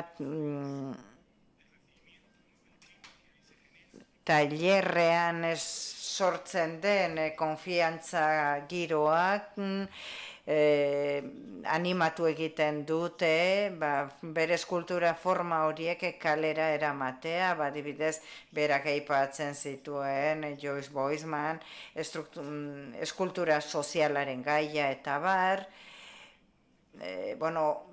espalioren lanen baitan hori ere badago, eta tailerraren artelekurentzat IESaren inguruan egiten duten lana oso apala izan zen, artelekuk,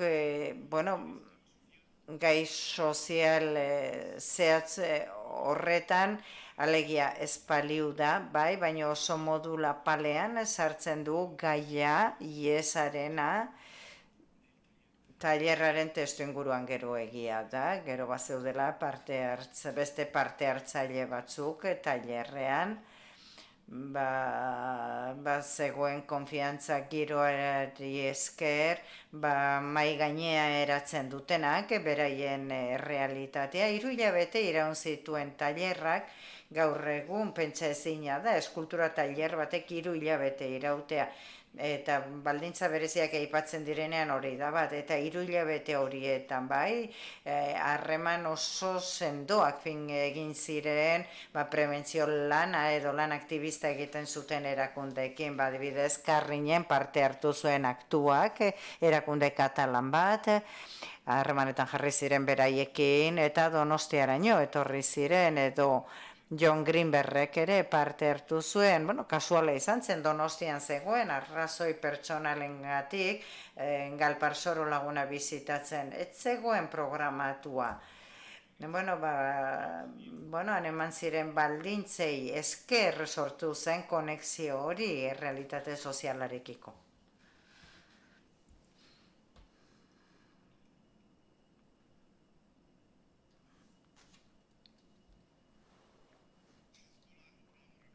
Ricardo, naiz eta zero positiboa, naiz, 1987 geroztik, ez zaitut ikusten, bai, ongi dakizuen bezala, IES siglak,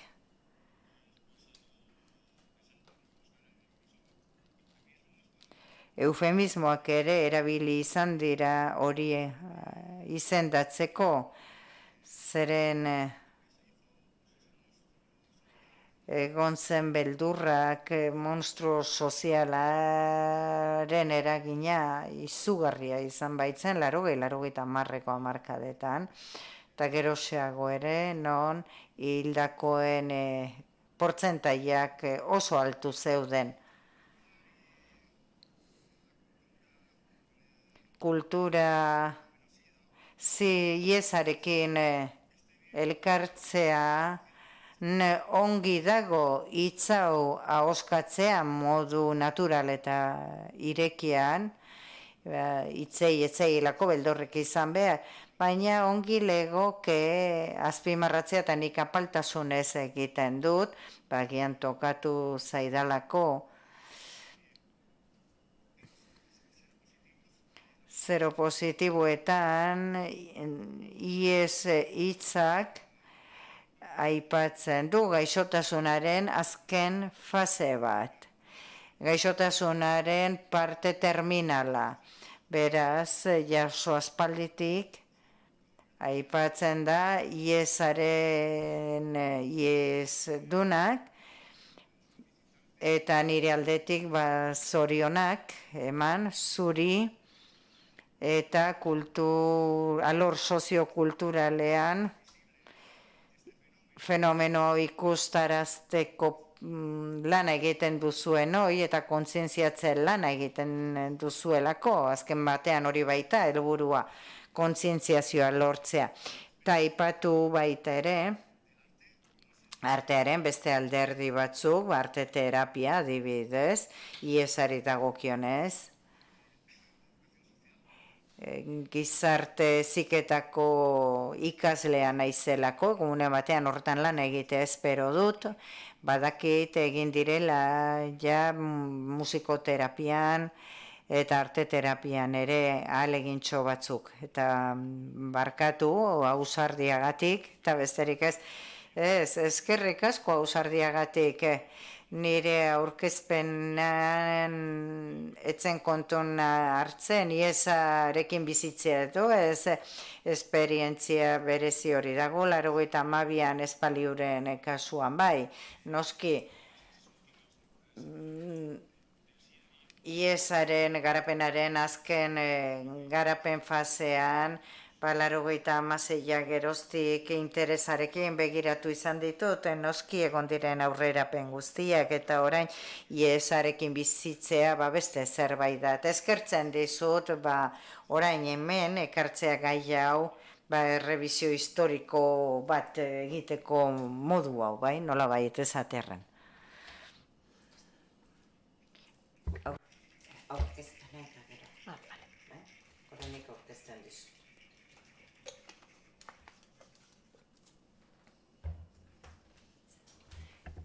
egiten dizut nik aurkezpena. Ya, pues igual queréis presentar.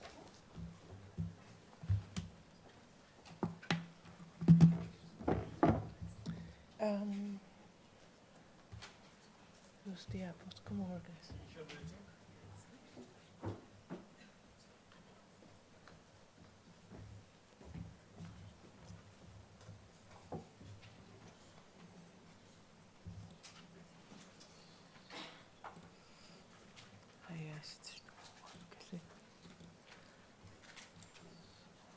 Gracias.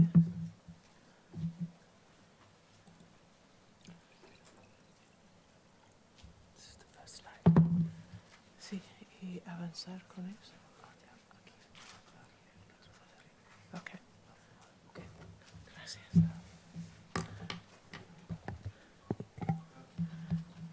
Good evening. I want to start by thanking the organizers for inviting me. I'm very happy. Arratsaldeon, lehenik eta behin eskerrak eman nahi dizkiet antolatzaileei gonbidapenagatik eta barkamena eskatu behar dut ingelesez hitz egingo dudalako, ez dakit ongi gaztelaniaz, beraz barkamena horregatik eta baita ere irudien kalitate eskaxarengatik eta uste dut horrek azken batean ongi islatuko duela. Nik gaur izpide izango dudana, hain zuzen ere dokumentatzeko baliabiderik ez izatea. Hau ez da proiektu postkoloniala edo antiimperialista, Habanako 3. bienala, erronka bat izan zen, arte garaikidearen proiektuen azpian dauden asuntzio oinarrizko batzuen aurrean, hain zuzen ere eurozentrismo hori ezbaian jarri zuelako. Habanako proiektu bati buruz hitz egingo dut, eta hain zuzen ere gaur azalduko dena da nola jartzen zituzten zalantzan modernitatearen haustura horiek, tradizioarekiko ustezko haustura hori. Aurretik ere, sinposionen egitura aintzatetxiz, eta eskualde terminoarekin lotuta, zer nolako maila ezberdinak izan ditzakeen ulertuta, Bilbo, Euskal Herria, Espainiar Estatua, Europa, maila desberdinak dira. Eta nik hain zuzen ere globalismo proposamen bati buruz hitz egingo du jarduera kulturalei dagokienez, horien ertzetara ere joango naiz, eta aipatu beharra dago, 3. bienala inauguratu zuenean Berlineko harresier hori egin zela eta azalduko du zein zen egoera Habanan arte bisualaren jarduerari zagokienez. Hain zuzen ere, arlo horretan Berlinen harresier hortzak eragin handia izan zuelako, garai hartan gertatzen ari zenaren ondorioz, Komekoneko nazioak Kubako aliatuak zirelako, eta horrek noski irlaren egoera ekonomikoan eragin handia izan zuen. Hau da katalogoaren azala, eta 3. bienala hau izan zen, han egiten zen, eta ikuspegi eta asmo global batekin egiten zen lehenengo erakusketetako bat. Europa eta Estatu Batuetako arte sistematik kanpo egiten zena gainera, garaia arte, Europan eta Estatu Batuetan erabakitzen zelako zer zuen garrantzia mundu mailan artearen esparruan. Egia esan oso giro heterodoxoa zen, era guztietako eztabaidak, erakusketak, gune sozialak egoten ziren, eta bienalaren baitan hainbat leku antolatu zituzten Afrikako, Asiako, Ekialde Ertaineko, Latinoamerikako hainbat eskualde islatuta egon zitezen. Askotan zeuden artista gazteak, baita ere panpinak egiten zituzten pertsonak, Simon Bolivarren zalean, eta baita ere haien jostailuak asmatzen zituzten aurrak. Bienalaren baitan konferentzia bat antolatu zen eta eztabaida bai formal eta bai improvisatua gertatu zen teorialarien artean eta baita ere kulturaren esparroko aditu garrantzitsuen artean. Tradizioa eta garaikidetasuna zen eztabaida horren gai nagusia eta hiri hau gertatu zen zuzen ere une gako batean, Kubako historia kulturari dagokionez, partaidetza handia egon zen, hemen ikus dezakegu ere beste irudi bat bienal honekin lotutakoa, eta bienal hau 84an sortu zena. Ikusi zuen 3. edizio honetan zer nolako aldaketa gertatzen ari ziren gazte mugimenduen artean, eta tira, izenburua bere ikusita ere, pentsa dezakegu zer nolako giroa zegoen. Lehen esan dut Berlineko Harresia inaugurazioaren aste berberean bota zutela, eta hori zela eta giro politikoaren ondorioz, bienalari bide emazionaren ondorioz, eta ez jakina eta ez ezaguna zen giro horren aurrean, erantzun bat izatea bienalau. Tentsio handia zegoen Kuban garai hartan, 5 urteko grisa deritzon aro horretan sortu zen bienala lehenengoz 84an, eta bertako sortzaile askok gatazkak izaten zituzten, iraultzaren ideia berri horiekin, iraultzaren iritziz, artea bazelako zerbait herrikoia, jarduera kolektibo bat. Eta horrela bestelako diskurtsoak sortzen hasi ziren, diskurtso korapilatxoak, anatemak sortzen zituzten, artearen kanpoko gaien inguruko parte hartze kritikoen inguruan, eta osartzen ziren gai politikoak, kritikoak, eta horri Marieleko exodoa gehituta, ikus dezakegu nola Kubako erregimena lotxatuta sentitzen zen gertatzen ari zen guztiarekin. Beraz, Habanako bienala gakoa izan zen, Kultura Ministerioaren estrategia politiko berria martxan jartzeko, helburua zelako herrialdeko bizitza kultural hori defendatzea, haren aberastasun bat erakustea batez ere nazioarteari. Bazuen bienalak esan duan bezala globala izateko asmo hori. Garai hartan, 3. mundua zeritzonari leku bat eman eziolako, maila bat aitor ziezaioten, eta artistek herrialde garatuetan zuten aitortza bera jaso zezaten. Beraz, nazioarteko ordena kultural berri bat sortu nahi zen, 3. munduko artista horiek sartuta. 3. munduaren ideia proiektu politiko gisa sartu zen. Independizatu berri ziren herrialdeek ere ez alineatu gisa sailkatzen zuten bere burua, eta horrexegatik arazo asko sortzen ari ziren 3. munduaren kontzeptuarekin berarekin. Noski horrere bazauden ere herrialde horiek ezaugarri zituzten beste hainbat egoera eta baldintza, egoera ekonomikoak eta abar. Eta horrexegatik bilatzen zen zerk elkartzen zituen, naiz eta beti beraien aldeak zituzten. 3. munduaren kategoria hori oso abstraktua zen berez, eta erabilgarritasun politiko txikia zuen kontzeptu hark. Horrexegatik elkartasunaren aitzakia pixka bat estali nahi izan zuten, batasun bat bilatzeko. 80ko hamarkadan porrot handia izan zuen, 3. mundua zeritzon hori elkartzeko proiektuak, Eta horrexegatik, 3. mundu hori kakotx artean erabiltzen hasiak ziren ordurako. 3. munduko erakusketa bat egitearen ideiak arazo horiei erantzun behar zien, eta horrek paradoxa bat sortzen zuen. Nola jarraiz ezakeen bienalak, talde agregatu gisa eta antolakuntza agregatu bezala, esklusiboa izatearen kontzeptu horretan erori gabe. Nola elaboratu zitezkeen desberdintasunak, nola prestatu eta formulatu 3. munduko proposamen kulturalaren kontzeptu hori, elkartasunaren fikzioetan erori gabe.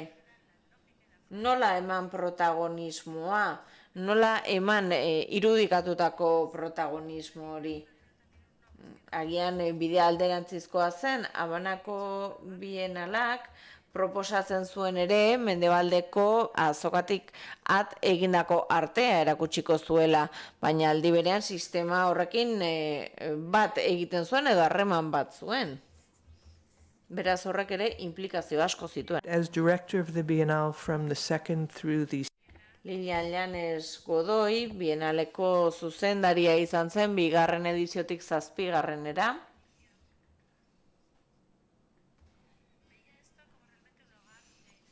Eta berak topagune gisa ulertzen zuen bienala.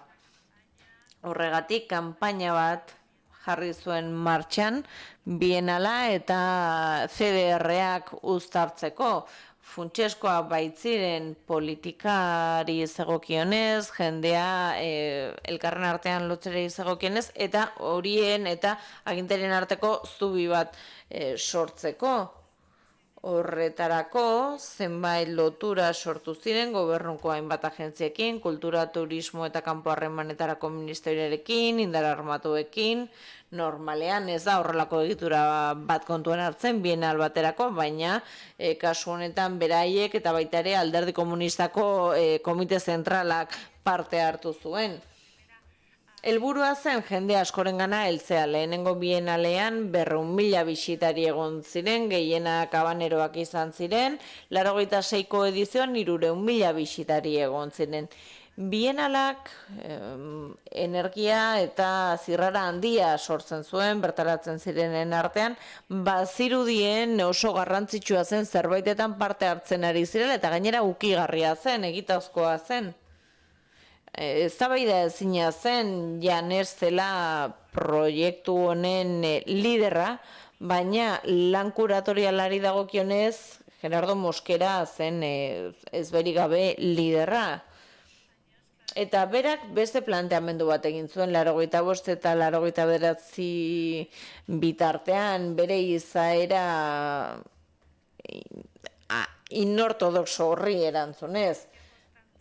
Honekin batera, berak ikertu egiten zituen estetika afrokubatarrak, baita ere bertako praktika espiritualak, eta hor Jose Bedia, Ricardo Brey eta Juan Francisco Elso bezalako artisten lana leku bat hartzen zuen.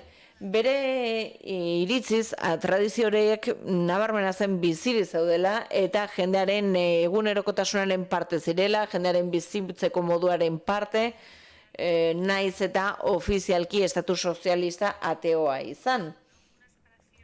Beraz, hor bereizketa bat ikusten da ere herri kulturaren eta artista garaikideen artean. Mosqueraren iritziz, bere lana bapatekoa izan behar zen, eta hor ere berriro ere kontraesan bat edo kontraesan bat gertatzen zen bapateko lan horren eta Kubako gobernuaren erretorika horren artean. Azken batean, garaikidea zena eta tradizioak elkartu egiten zituen, harreman bat sortzen zuen, eta ikerketa hori zen bienalaren ardatza. Mosquerak, gainera, asko defendatzen zuen artista kubatar gazteen mugimendua sortzen ari zen hori. Defendatu egiten zituen Guardia Zaharren kritiken aurrean, haien ustez imperialismoaren panpin bihurtzen zirelako artista horiek, subertsioak zirelako, ez zutelako errespetatzen izaera kubatar eta balio nazionalen betetze hori.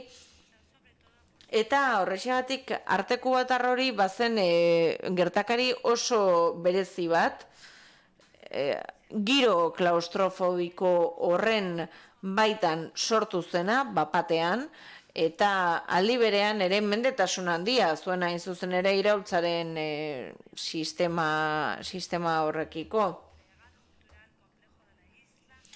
Berai proposatzen zuten arteak, bazuen askatasun bat ideologiari izagokienez, adierazpenari izagokienez, hemen ikusten zakezue artelan bat ongi erakusten duena hori, eta beraie proposatzen zuten artea iraultzailea zen bere oinarri etikoarengatik eta pentsamendu askatasunarengatik. 80ko hamarkada bitartean bere lana asko bizkortu zen, eta horrela iritsi ziren galerietara, kaleetara, ikastetxeetara, eta horrek eragin zuen ere ikusle gehiago biltzea eta jende interesatu gehiago egotea ustelkeria bezalako gaien inguruan, demokrazia faltaren inguruan, horrelako gaien inguruan. Moskerak azken batean mugimendua sortu zuen, indar handia zuena eta bienalaren muinera eraman zuena. Han berak erakutsi zuen, berak ikusten zituen artearen eta gizartean arteko harreman komplikatu horiek. Moskerak eta Janesek bazekiten bienalak bere lekua bilatu beharko zuela mainstreamaren artean, mendebaldekoa zenaren aurrean, arte sistema horren aurrean. Azken batean, ez zuten hirugarren munduko artearen getoa sortu nahi, hori etzen produktiboa, prestigio bat bilatzen zuten, eta banako proiektuak prestigioa izan behar bat zuen, orduan aitortza bat jaso behar zuen mendebaldeko sistema horietan. Beraz, alde batetik haren aurka egiten ari ziren, baina bestalde, haien aitortza eta garrantzia lortu behar zuten, hirugarren munduko artista horiek ere garrantzia handiagoa izan behar bat zuten. Eta baita ere, buelta bat eman behar izan zioten, hirugarren munduaren kontzeptu horri, azken batean gai kulturalei buruz ari zirelako, eta ezain beste botere eta botere harreman horiekin. Posterra Jose Beriak egin zuen, antolatu zen konferentziarako, berriro ere barkamen eskatzen dizue, kalitate oso txarra dutelako irudi hauek. Moskerak eta bere taldeak esan dudan bezala, konferentzia bat antolatu zuten, tradizioa eta garaikidetasuna gaiaren inguruan, 89ko bienalean. Eta gaia oso zabala zen, eta bazirudien ere kontra esan bazagola tradizioaren eta garaikidetasunaren artean, baina beraie berrikuspen bat proposatu zuten. Balio tradizional horiena, modernitatea kolonizazioaren antzeko zerbait ekarri zuen lekuetan. Azken batean, atazau oso konplikatua zen, eta leku askotan, ikerlariek ikusten zuten arte garaikidea zeritzona ez zegoela oso egonkortuta edo ez zela onartzen praktika bat bezala, ez zeuden azpiegitura beharrezkoak arte jarduera horiek garatu ahal izateko, ez zegoen prestakuntzarik, ez zegoen galeriarik, ez zegoen museorik. Honek guztiak azken batean erakusten zuen ikerlari eta komisarioek ikusten zituzten leku horiek bere parametro propioak zituztela, eta hor artea, tradizioa, garaikidetasuna eta hirugarren mundua bezalako ideiak aldatu egiten zirela lekutik lekura. Eta horren ondorioz, ez baian jarri zuten zer nolako definizio operatibo erabili behar zuten gidari gisa. Aniztasun handia bildu nahi zuten eta aldiz ez zuten lortzen, segun eta zein definizio erabiltzen zuten, gauza egituratu eramaten bazuten, gauza zehatza, agian ez zuten lortuko aniztasun hori, eta zerbait zabalago eramaten bazuten, agian ez zen egin zentratuta egongo artearen kontzeptua zein zen haientzat. Beraz, hor, batzuetan ikusten zen nola, esaten bazuten hirugarren munduko arte garaikidea jarriko zutela ikusgai, horrek nahiko irudi simplista ematen zuela. Eta azken batean artea okzidentalizatua dago, lenguaia asko partekatu egiten dira. Eta horrexegatik, Moskerak esaten zuen, komisarioek ikusi zituzten lan homogeneo horiek esparru bateratu horren baitan ikusita ez zirela hain homogeneoak. Eta ez zuten ere zalegin bat egin frogatzeko hirugarren munduko herrialde hauetan ez zutela izan esperientzia kolonialistarik arteari zegokionez. Bienalak, 89rako, urrats bat eman zuen bere sustrai nazionalista eta identitario horietaz harago. Kosmopolitanismoa hitz egin dezakegu. Eta estrategia hau oinarrizkoa izan zen, plataforma kuratorial koherente bat sortzeko, baina baita ere bienala posizionatzeko. Ikusi zuten, mendebaldeko artearen munduan ezarritako lanen, bestelako lanak bilatzeak, eztabaida bizia sortu zuela. Adibidez, Primitivism izenako erakusketa bat egon zen, New Yorken MoMAn, 84an, baita ere Magicien de la Terre, erretorika bat zuena, lotuta zegoen hain zuzen ere beraiek aipatzen zuten guztiarekin. Paisaia globalizatu berri bat sortzen ari zen, jendea horretaz ohartzen zen, eta erdigunaren eta periferiaren eredu zaharra ordezkatua izaten ari zen eredu berri horrekin. Eta hor ere sartzen zen proiektu honi indigenismo hori kentzeko beharra. Esan nahi handiagoa eman nahi zioten azken batean bertan gertatzen ari zenari tokiko esperientzia hori. Indigenismoaz edo tokiko aktivismoa gaindituz.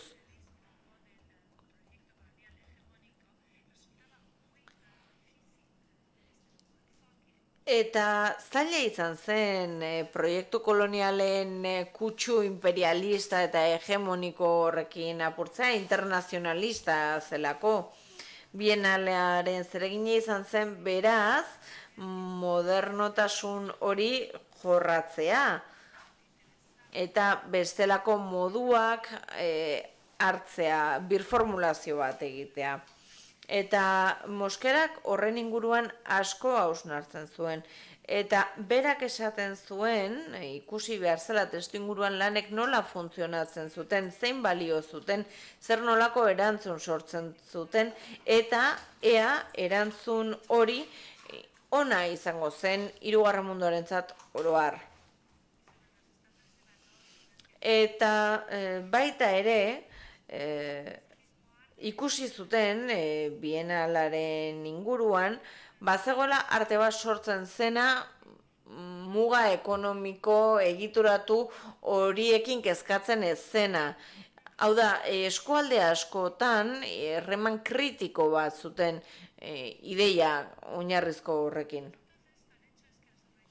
Honekin guztiarekin batera, antolatzaileek zuten bere burua mugatu arte garaikidearen esparrura. Arte herrikoiari ere erreparatu zioten. Eta esaten zuten hori ez zela artea, arte horren erresonantzia zirela, baina Bienalak ez zuen baliokideatasunik bilatu artisten objektuen eta objektu herrikoi horien artean. Magicien de la Terren konvergentzia hori orkestatu nahi izan zuten, esanez bazegoela filosofia sortzaile unibertsal bat, horrelako zerbait omen zegoen. Bienalean ez zuten esaten artista bakoitza mago bat zenik edo azti bat zenik, baizik eta herritar bat zela, eta horrexegatik bere lursail partekatu hori ez zen neutrala, bakoitzak berezitasunak zituen eta batzuetan hor talkak sortzen ziren. Eta polemiko izan zen, Hirugarren Munduko artearen proiektu hau, eta azken batean onartu egin zuen Mendebaldeko artearen historia lingua franca moduko bat zela. Bienalean ikusi zuten ere presazkoa zela, hainbat tentsio, oraindik arindu gabe zeudenak, arintzea, jorratzea, bazodelako definizio asko kontraesankorrak, garaikidea zenaren definizioaren inguruan eta abarren inguruan. Bienala montaje erraldoi bat izan zen, nukleo izeneko guneak jarri zituzten, eta hizkera artistiko garaikideetan lan egiten zuten, lenguaia tresna bizien bitartez garatzen zen arte garaikidean. Adibidez, Casa de Afrikan egiten zituzten erakusketetan, txouken lanarekin batera egiten ziren horietan, parekidetasunak aurkitu zituzten, adibidez, Victor Teixeira eta Antonio Leren lanekin. Zeuden Ertafrikako txouken lanen antzekoak ziren lan batzuk, baina ez zuten bilatu modu oso nabarmen batean lotura bat sortzean modu tradizionalen eta garaikideen artean. Nahi zuten gauzak modu desberdin batean erakutsi nahi zituzten. Adibidez, hasieran txouko objektua jartzen zituzten eta esaten zuten bazela sorkuntza tradizionaleko objektu bat modu ortodoxo batean egindakoa. Bazirudien ere artistentzako produktuak zirela, baina balio artistikoa zutenak. Honek zaildu egiten zuen azken batean, bienalean arte tradizionaleko objektuak jartzeko egiteko hori. Eta kontuan izan da Casa de Afrikan zegoen objektuen bilduma, bertan bildu egiten ziren Fernando Ortizek mentatutako erlijio afro-kubarreko praktikarako objektu asko, horrek are gehiago zailtzen zuen posizionatze hau. Batzuetan definitu egiten zen modernoa zena, tradizionala zela modu kaskar batean. Eta hain zuzen ere, bienalak 19. mendeko museologiaren testuinguru horretan kokatu behar zuen bere burua, baita ere gertatzen ari zen egoera politiko izugarrian kokatu behar zuen bere burua. Bigarren nukleo edo gune hori lotuta zegoen kultura herrikoiarekin, bertako historiekin lotutako objektuak egoten ziren, adibidez, kablez eta metalez egindako panpinak, Simon Bolivarren eskulturak, bera askatzailea izan zen, Latinoameriketako independentzia gerratan. Artista herrikoiek, landuak ziren, irudi ikoniko horiek oso aldakorrak ziren, eta Bolivar batzuetan agertzen zen pertsona oso altu bat izango alitz bezala, bestetan txikia zen, batzuetan apala, bestetan arroagoa, batzuetan zuria, bestetan indio itxura zuen, bestetan beltza, batzuetan zaldi gainean irudikatzen zuten, bestetan xume batean. Beraz, gertutasun handiz irudikatzen zuten, baina modu oso ugaritan. Eta ikuspegi hori ere ikusi egiten zen bienaleko instalazioetan. Erakusketa honek bazuen beste planteamendu espontaneo bat, objektuen estiloaren fabrikazioarengatik eta galerian zehar kokatzeko moduarengatik. Alambrezko jostailu horiek prozesu eskulturalak garatzen zituzten eskura zeuden materialekin. Alambrea, latak, goma ziren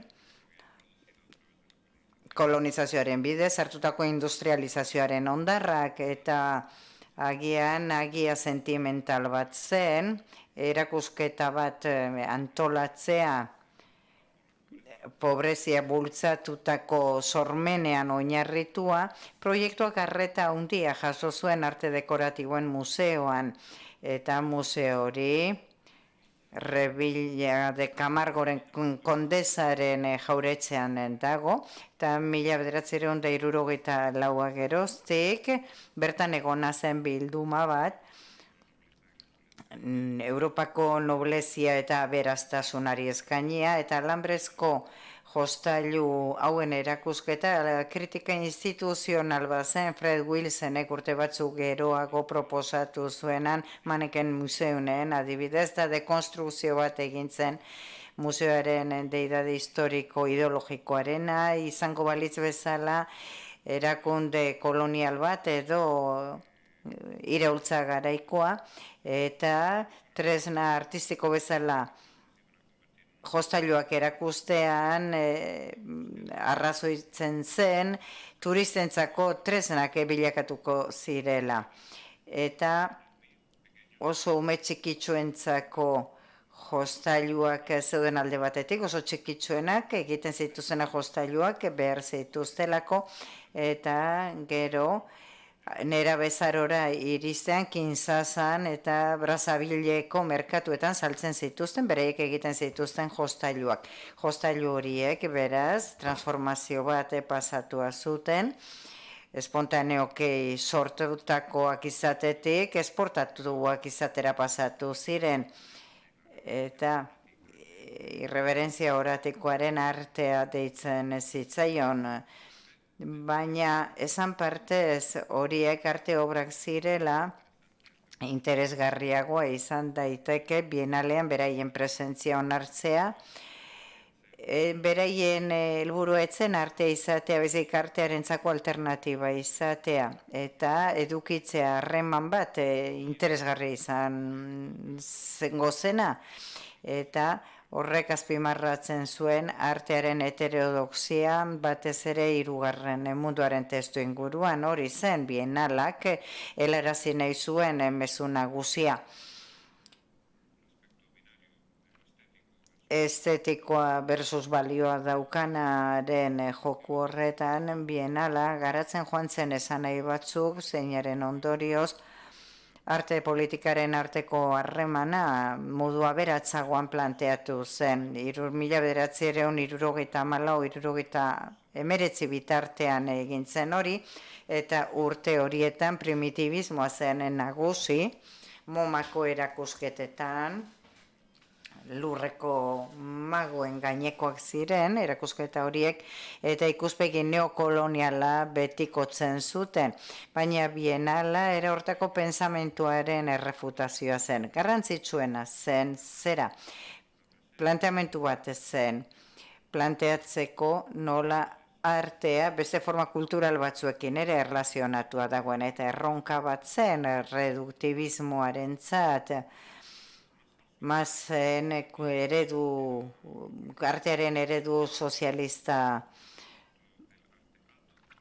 batekin egina bienala heterodoxoagoa zen, eta interes handiagoa zeukan, adierazpen kulturaletan esan nahian baino gehiago.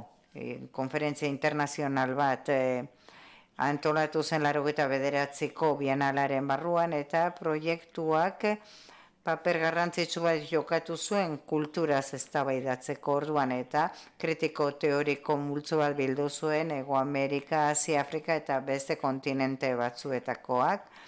Eta Juan H. egon zen adibidez, Mexikoaz, Badibanga, Zaire, Sudan, Rashid Diab, Jorge Gunsberg, Argentinakoa, Geta Kapur, Indiakoa, Perukoa, Mirko Lauer, etorri zen, Sergio Maljaiz, Federico Moraes, eta Lesbes Regoio, Brasilgoa, Txiletik etorri zen Mary Richard, Roberto Segre, Kuba, Alizinon, Burkina Fasokoa, ikusten duzue, zer nolako pisu eduki zuen honek. Hego Amerikar askok ezagutzen zituzten bere obrak, eta hainbeste jakitun etortzean, hainbeste zonatakoak eta 89an zen, eta jenteak ez zen internet existitzen, ez zintzen konsultatu beraz, eta denek eztabaida batean parte hartu zuten, kultura, testu inguru postkolonialean gaiari buruz, eztabaida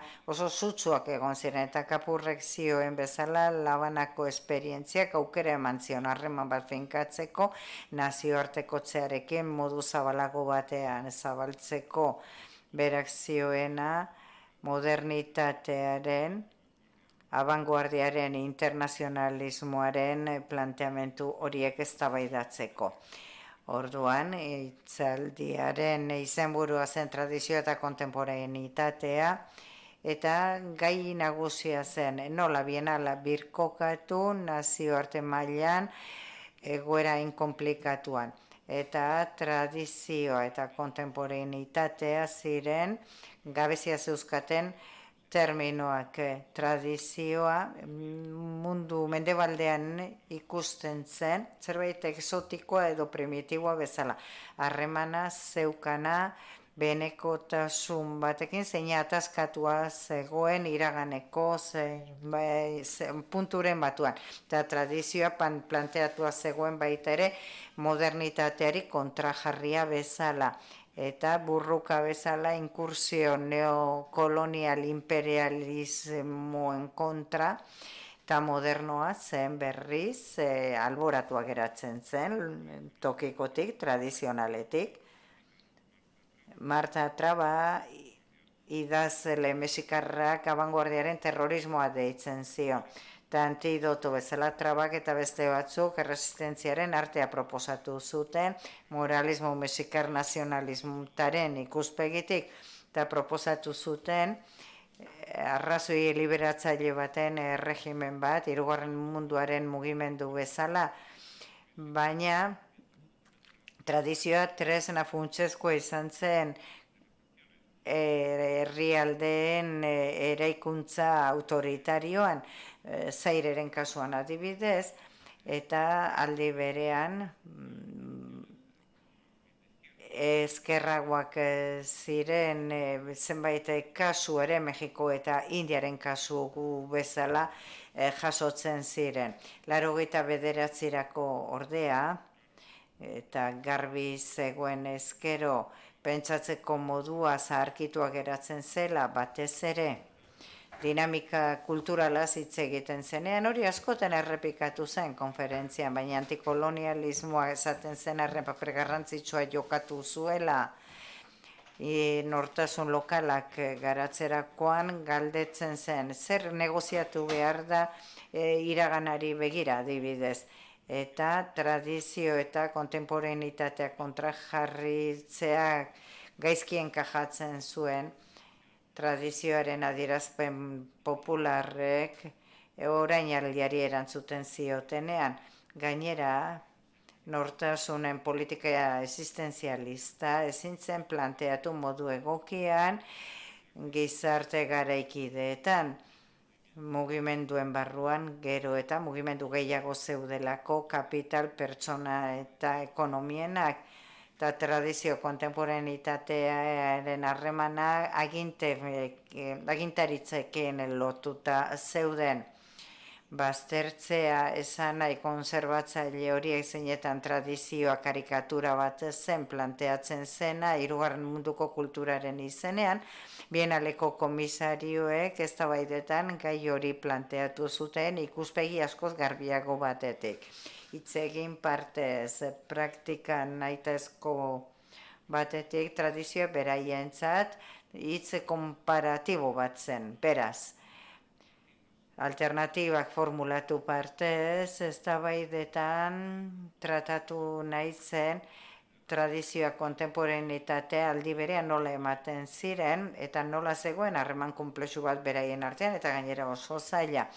Eta tradizioa planteatzen zen termino transkultural eta garaikideetan eta zentzu horretan tradizioak residualak ziren eta ez arkaikoak eta askotan harremana zeukaten forma kultural artistiko emergentekin. Hau da, tradizioak bir definitu ziren, gauzak bir konzeptualizatzeko eta indar bezala artikulatu zitezkeen formula garaikide eta nazioartekoan.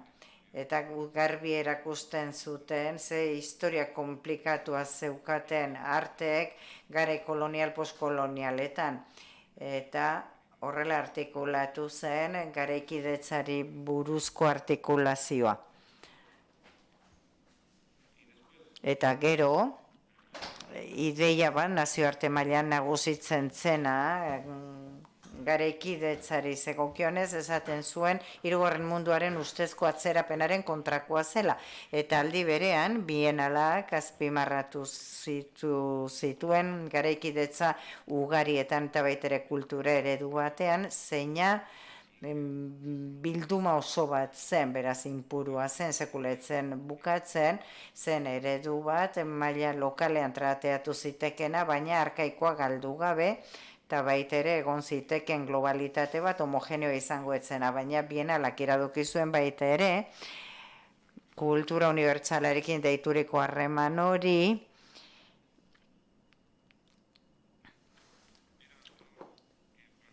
zela zerbait planteatzen zuen autoafirmazio resistentzia bat, eta baita ere mekanismo oso baliagarria zen garaikidetzarako Labanan 89an definitu zen bezala. Autoerreflexio bat, beraz, artista eta bereien lanena, zirkuito garatuagoetan egintzen bezala, baina hori beti zegoen prozesu komplikatu batean, ez bakarrik deskontestualizazioaren aldetik, sare sozioekonomiko anitzen barruan. Eta planteatu den bezala, tradizioaren kontrako argudioetan, garaikidearenaren zentzua bienalaren ikuspegitik, horrek kokatzen zuen testu inguru historiko zabalago batean, iragan orainaldiaren arteko harremana finkatzeko. Bienalaren engorakada, garapen batekin koinziditu zuen. Alegia planteamentu kritiko batekin arte garaikideari zegokionez. Eta hirugarren bienala inauguratzeko zegoen momentuan hori areagotu egin zen.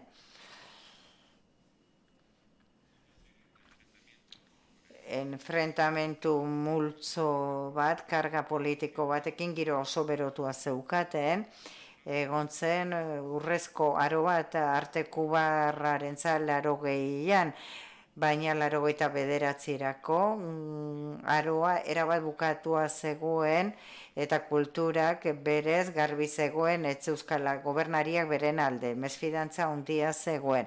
Eta horrela, Carlos Aldanaz, Kubako Alderdi Komunistako buruzagia hasia zen ikusten bere ikuspegi guztiak, bienaleko erakusketa guztiak ikusi zituen inauguratu baino lehen.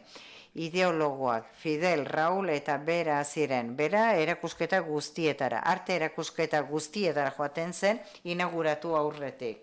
Eta uneaken konferentziaren ondoren Aldanak esan zuen, eta aipatuko dut, esan zuen, obra asko zeudela inspiratuak planteamendu internazionalistetan. Krisia ordea, artearen esenatik aruntzako joan zen Mikhail Gorbatxofen bizita 1989ko apirilan, Labanan, bukaeraren hasiera adierazten zuen, eta hain zuzen, Sobietar Batasunak bere laguntza erretiratu ondoren, dena erori zen Irlan oso denbora gutxian. Bien bitartean urte horretako uztailean Arnaldo Otsoa generala Castrorekin Sierra Maestra borrokan ibilitakoa atxilotua izan zen, ustelkeria karguekin eta baita ere drogaekin trafikatzea akusatu zuten, epaitu eta esekutatu egin zuten, eta honek izugarrizko eragina izan zuen biztanlegoaren artean. Eta bienala inauguratu zenean, azaroan, ekonomia egoera penagarrian zegoen, hiriaren egoera izugarria zen, eta turismo bidezko diru sarrerek turistaren apartei sistema bat sortua zuten, eta Kubako hiritar gehienentzat humiliazio izigarri bat zen. 1989an transizio importante bat abiatu zen Kuban egon zen, 80ko urteen berpizte handi bat, zeharka beti 70ko iluntasunari begira egondakoa, eta azkenik egon zen eraso bat estatuaren aldetik, kontrola hartzeko sektore kulturalarena gehiago zentratzeko ondasun komertzialetan, eta 89an bienala konturatu zen Kubako eta beste herrialde batzuetako sozialismoa hutsa zela, eta orduan Kubak Sobietar Batasunarekiko zeukan menpekotasuna azalean geratu zen. 1989an hasi zen etorkizuna sortzen, eta abia puntua gainbera handi batentzat, baina urte horretan hasi ziren baitere artistak herrialdea uzten, eta Habana bilakatu zen, ja etzen toki simboliko bat, baizik toki bat zeinetan bienala noizbait ospatua izan zen, eta artearen gaineko ambivalentzia bat ez zegoen. Erronka bezala ikusten zuten politikoek, eta zer nolako izan zuen planteamendu baikor bat Kubaren esan nahia planteatzea, baina horrek auzia planteatu zuen agintari politikoekiko, eta azkenik absortzio bat eman zen. Eta 89an proiektua bere punturik gailurrenean zegoen, eta bisitariei eskatzen zitzaien tradizio kulturalaz arteaz, eta orainaldiaz pentsa zezatela, baina modu ausartean. Eskerrik asko.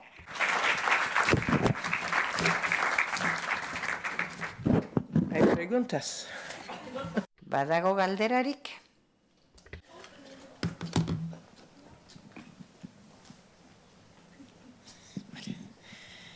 Bueno, muchísimas gracias. Eskerrik asko, hitzaldiagatik. Nik galdera batzuk dauzkat, lehenengoa da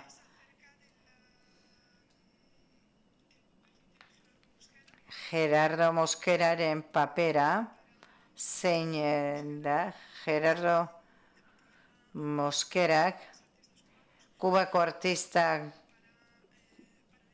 gazteak apoiatzen zituen, baina okerrez banago bere liburuan Making in the Globalen baitere esaten du zelako auzi badago, lezakit hori hitzik Elias Llanes eta Mosqueraren artean.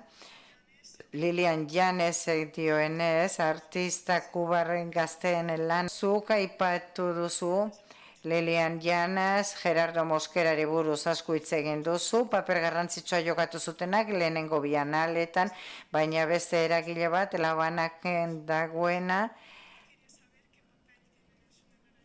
Herrera Isla, ze paper jokatzen du 3. edizio horretan. Nelson, Herrera eta Isla. Eta azkeneko galdera, aipatu duzu maila teorikoan Juana Atza, Merko Lauer edo Federico Moraes baita. Horrela badago Hego Ameriketako intelektualen parte hartze bat Labanako bienalean eta Hego Ameriketatik Europara pasatuaz, diaspora Hego Amerikarra Parisen adibidez, ze paper jokatu zuen diaspora Hego Amerikarrak Parisen Labanako bienalerekiko Paris eta Labanaren arteko harremanak ere buruan, Pierre Aristegiren arira. Bai.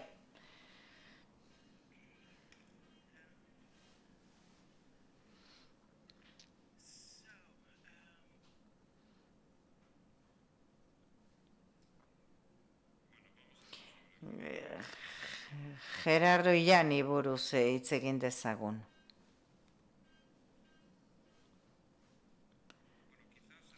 Agian esan beharko nuke norden Gillan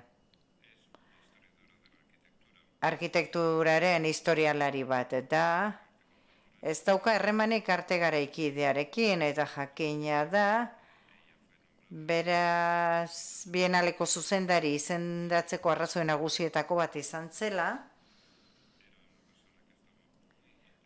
oso integratua zegoelako herrialdearen aginte politikoetan bere senarra Regino Botti, ekonomia ministroa izan zen 59an, beraz, konfiantza gorena zegoen berarekiko eta bienalean, Kubako bedozen proiektu publiko bezala fidagarria behar du izan, nazioarteko arreta erakarreko zuela, baita atzerreko bisitariak ere erakarreko zituelako, eta estatuaren proiektzio handi bat egongo zen hor. Eta Mosquerak ez dauka era horretako afiliaziorik, ez dauka ez da gaur egun ere. Tensio politiko oso handi bat egon zen, Glasnost indarrean zegoen eta Kuban hori etzela gertatuko esan zuen Fidelek eta 86-89an artean aparato kulturalaren eta artisten arteko auzia areagotzen joan zen. Ez da Fidelek esan zuen Glasnostik etzela emango Kuban. Eta bienala nazioarteko arreta erakartzen ari da, artista horiekin zerikusia duelako hori oso historia komplikatua da, baina egin zuten lana izugarria izan zen eta inguruko dinamika ere izugarria zen. Gainera,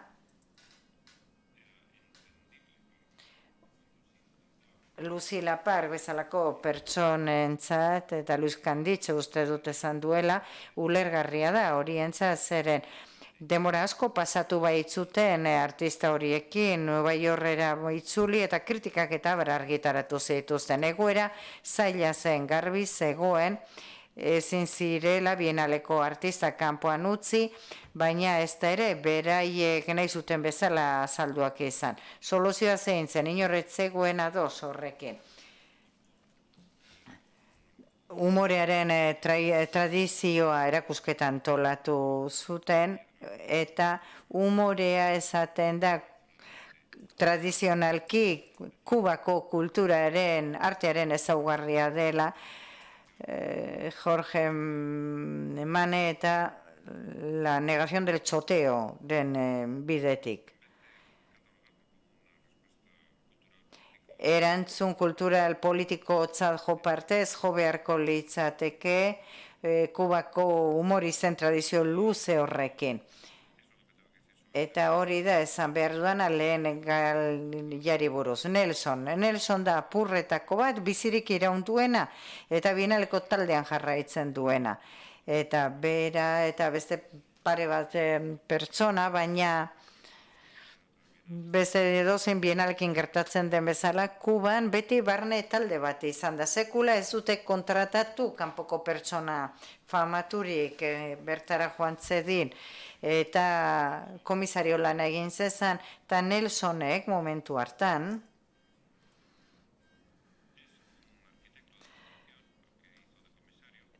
komisario lan egin zuen artean, arkitektoa zen formazioz.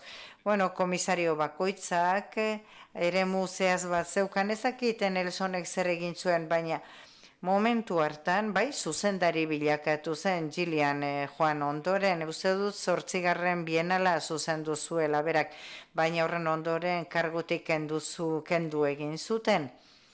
Eta berak sekula edukia gabea zuen paper garrantzitsu bat taldean, nik ikusten dudan bezala. Eta Hego Amerikako diasporari dagokionez, pertsona askok erantzun halko diote gai horri nik baino hobeto.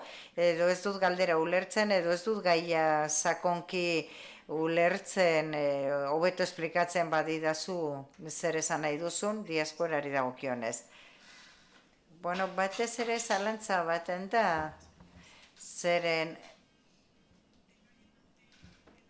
Labanako bienaleko lehenengo urteetan uste du sari bat zegoela, Galeria Latinoamerikanoak finantziatua, Espazio Galeria Latinoamericano zuen izena, eta badakit Paris puntu garrantzitsu bat izan zela lehenengo bienalean.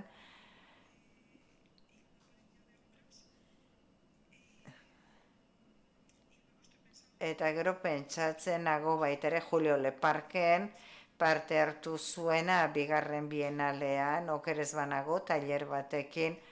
Orduan galdera hori daukat buruan, alba duzu, ea bat bote dagoen erlazioren bat. Bueno, ozenki gogoeta egiten ari naiz, batez ere.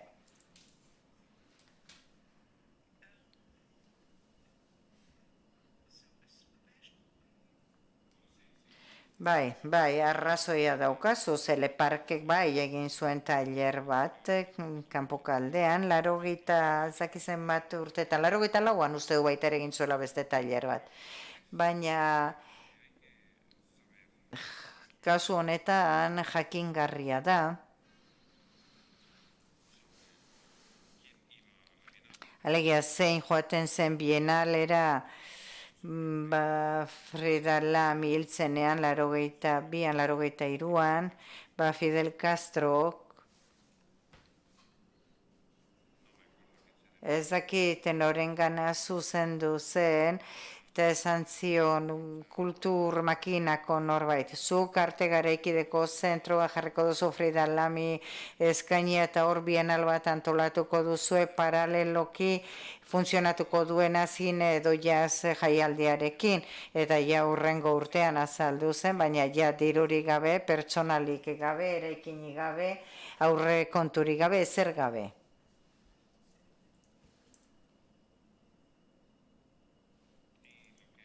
Eta momentu hartan,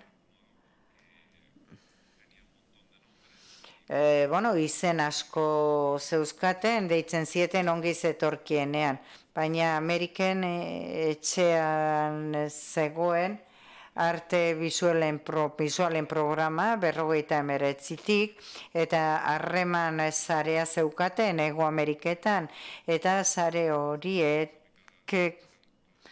kokatuak zeuden herrialde barruan eta baita atzerrian ere, 80ko urteetaz ari gara, artista intelektual Hego Amerikar asko bait zeuden atzerrian bizi zirenak, batez ere 84-86an, eta nola egiten zen artisten izen zerrenda hori, ezkerreko harreman sare horren bidez egiten zen, batzutan baita ere kultur iraultzaileak ziren, eta beraz, sare politiko eta estetiko bat zen aldi berean. Eta baita ere, sare estetikoa, artistiko prozesu estetikoa zen. Eta hori 89an garatu zen, prozesu kuratoriala desberdina zenean, eta prozesu kuratorial horiek erregio desberdinetan ematen ziren, baina mugatua izan zen konsiderazio oso pragmatiko eta logistikoengatik, eta Mosquerasek kontatzen ditu anekdota bikain horiek. Afrika subsaharianako komisarioa izan zen, eta Kubak enbajada zeukan tokietara bidaiatu zezaken, besteetara ez. Alegia, harreman horiek gabeko herrialdetara ezin zen joan, beraz, mapa asko daude, zerikusia daukatenak, atzerriarekin, migrazioarekin, eta patroi ze enbajadak dauka dirua, ze enbajadak dauka funtzionatzen duen auto bat, prozesuan implikatutako faktoreak ziren. Eta espero dut horrekin zure galderari erantzun izana. This is the last one. Es un comentario muy rápido para... Eskerrik asko Racheli, bere hitzaldiagatik bakarrik gogoratu Labanako Bienala, trikontinentalaren jarraipena dela, 60an egindakoaren, Rachelek esan duen bezala, sobietizazio garrantzi oso gogor baten dago, bide kubarra abandonatzen duena, ja etzen sobietarra, ez maoista, mendebaldekoa eta, Che Guevara hil eta berriro 70an hori eten egiten da, oso modu gordinean, oso zorrotzean. Eta Ameriken etxea 60ko hamarkadan intelektualitatearen izan zena, gutxi gora bera da, arte garaikidea eta arte bisualak direna, 80ko urteetan Labanako artean. Alegia, arte bisualetatik jarraitzen da eta Mosquerak Tres Mundos izeneko aldizkari bat zeukan burua, Asia, Afrika, Hego Amerikaren arteko triangulu bat zena, eta urte horietan artisten huelga bat dago, beisbolera dedikatzen da jendea, eta hori berreskuratu du Reina Sofiak orain 5 urte. Eta uste dut hori esan behar dela, alegia. 60ko urteen jatorrizko espirituari heltzen zaio, baina diskurso multikultural, transkulturalera ekarriz 80ko urteetan. Eta naiz eta errepresioak eta barregon bazeuden, bazegoen detaile bat, kuartada bat ematen zionak Kubako gobernuari bienal tercermundista hori egiteko, orduan ala zen, gaur ja ez da horrela, eta da, momentu horretan ja antisovietarra izan zitekela, Rachelek esan duen bezala, Fidel Castrok esan baitzuen perestroikaren bidetik etzuela jarraituko. Beraz, zer geratzen zitzaion, eltzea apurtutako bidearri abandonatua geratu zen 60ko urteetan eta berreskuratzea bazekielako herrialdea ze soledadetan geratuko zela. Ez zuen sovietarren laguntza izango, ze Gorbatxofen alderdiarekin ez zuen bat egiten, eta horrela irtera estetika horrek aukera eman zion edukitzeko halako aginte kultural bat periferian, 3. munduan, momentu hortan zeuden eztabaida guztietan. Ulertu behar da baita ere 60ko urtekin zer nolako harremana dagoen hor. Yeah, thank you. The only thing I'll say is that I would push the point of reference even further back, which is why I showed you the Martí. Bai, nik horregatik aipatut Martí, horregatik jodut atzerago, eskerrik asko.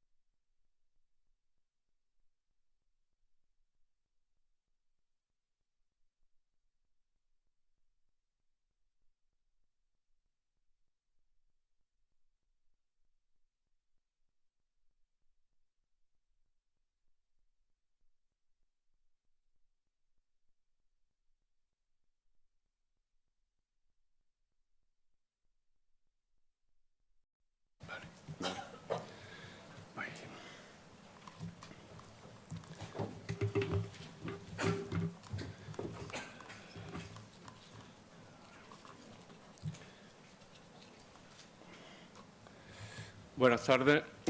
Muchas gracias por vuestra... Arratsaldeon, eskerrik asko, hemen egoteagatik, bulegoako kideei, gonbidapenarengatik, eta baita ere Azkuna Zentroko zuzendaritzari. Del ingreso de España en la OTAN.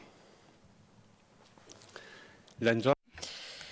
BNV 88an sortu zen, Espainia NATOn sartu eta gero, eta trantsizioa amaitutzat ematen zen garai batean, Amador Fernández Sabaterren hitzetan kontsolidatu egiten zen ordena politiko, simboliko eta estetiko bat, zeinetan ordezkaritzako instantziek soilik zuten administratzeko eta kudeatzeko ahalmena. Hau da, alderdi politikoek, sindikatuek, debatuek, ezezkoak erreferendumean galdu egin zuen, eta horrela likidatu egin zen NATOren aurkako mugimendu hori. Mugimendu hori herrikoia zen, autoantolatua, eta gaur egun oso gutxi gogoratzen da. Milioika kontzientzia erresistente aktibatu zituen eta erabat suntsituta geratu zen erreferendumaren emaitzarekin. Miguel Bellokek horrekin batera amaitutzat eman zuen, bere militantzia hori, borrokak, gehi mugimendua, eta horrela hasi ginen produkzio kulturalean lan egiten. Enpresa gisa 1988an sortu ginen, 1991an egin genuen arte garaikido lehenengo lana, Mar Bila Espesarekin batera El Sueño Imperatibo zeritzona egin genuen. Mar, Estatu Batuetan urte batzuk eman eta gero ezagutu genuen, arte kritikari ezaguna zen ordurako, figura internazional aldizkarian aritua zen, eta arena aldizkaria sortua zuen ere ordurako lehenengo erakusketa egiten ari zen, eta garai hartan, hain zuzen, artearen eta kulturaren espektakularizazioa hasi zen, gaur egunera arte mantendu dena, eta bazirudien 70ko hamarkadako kritika instituzional hori museoetan, merkatuetan barreratuta zutela azkenik. Urte horietan ere, bestelako praktika artistikoak jarri zituzten martxan, eta Mar bazen prestakuntza zuen pertsona, ongi informatutako pertsona, garai hartan etzen bateroikoa, horrelako pertsona bat edukitzea Espainian, eta horrexegatik bera gai izan zen diagnostiko bat egiteko Espainiar estatuko komunitate artistikoaren inguruan. Dirigismo kulturala, nazioarteko zenaren konkista, proiektu komun gisa zuen, eta merkatua nagusi zen garai hartan.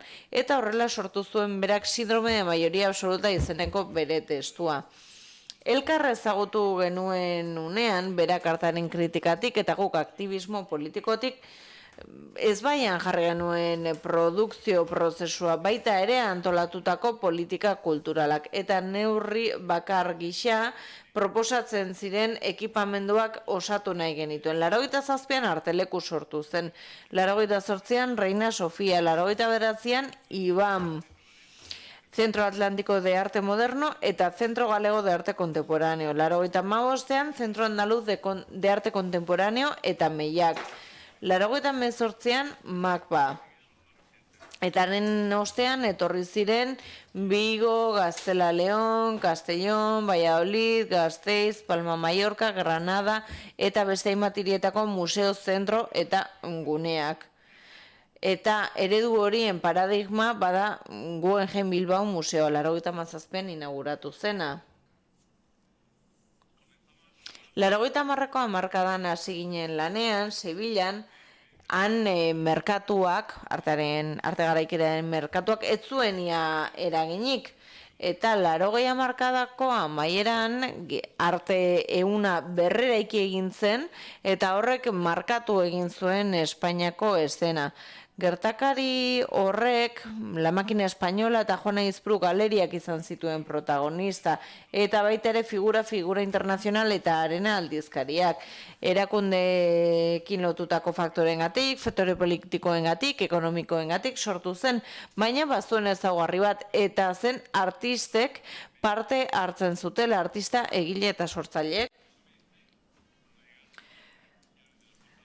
Andaluziako juntaren laguntza ofiziala iritsi zenean, esena ustu egin zen. El sueño imperatibo deitua 81an sortu zen, esperientzia horien baieztapen bezala eta erreakzio bezala politikaien aurrean.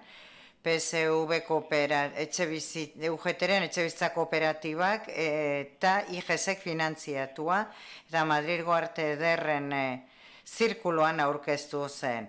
Alegia patrozinio pribatua eduki zuen, finantziazio modura eta museo berrietatik kanpo eta zentro instituzionaletatik kanpo aurkeztu zen. Paradoxikoki PSV kooperatiba izan zen ustelkeria eskandalorik lehenengo eta hundienetako baten burua. Eta Santiago Karkasek El Paisen ikertu zuen bezala, kooperatiba eta bere kudeatzaile IGSek, 20.000 kooperatibistatik gora izan zituen 38.000 milioi pesetaren ekarpen egin zutenak, 93ko abenduan, ordainketa etena piztu zuen. UGT sindikatuak aurre egin behar izan zion egitasmoari, zeinetan formalki bakarrik akzioen 47% zeukan. Kreditu ofizialek galairazi zuten in extremis porrota eta bere gerentea Carlos Soto Alkalamekon sartu zen. 94ko azaroan, 5 hilabete kartzelan egondoren, epaikilaren aurrean esan zuen UGTko buruzagiek bazekitela ze operazio egiten ziren taldean. Nicolás Redondok eskandaloarengatik UGTko idazkaritza nagusia izan zuenak, Sotoren esanetan ezagutzen zuen nola 110.000 peseta jasotzen zituen sindikatuak bilatzen zen bazkide bakoitzeko. UGTistek beti ezezko esan zuten.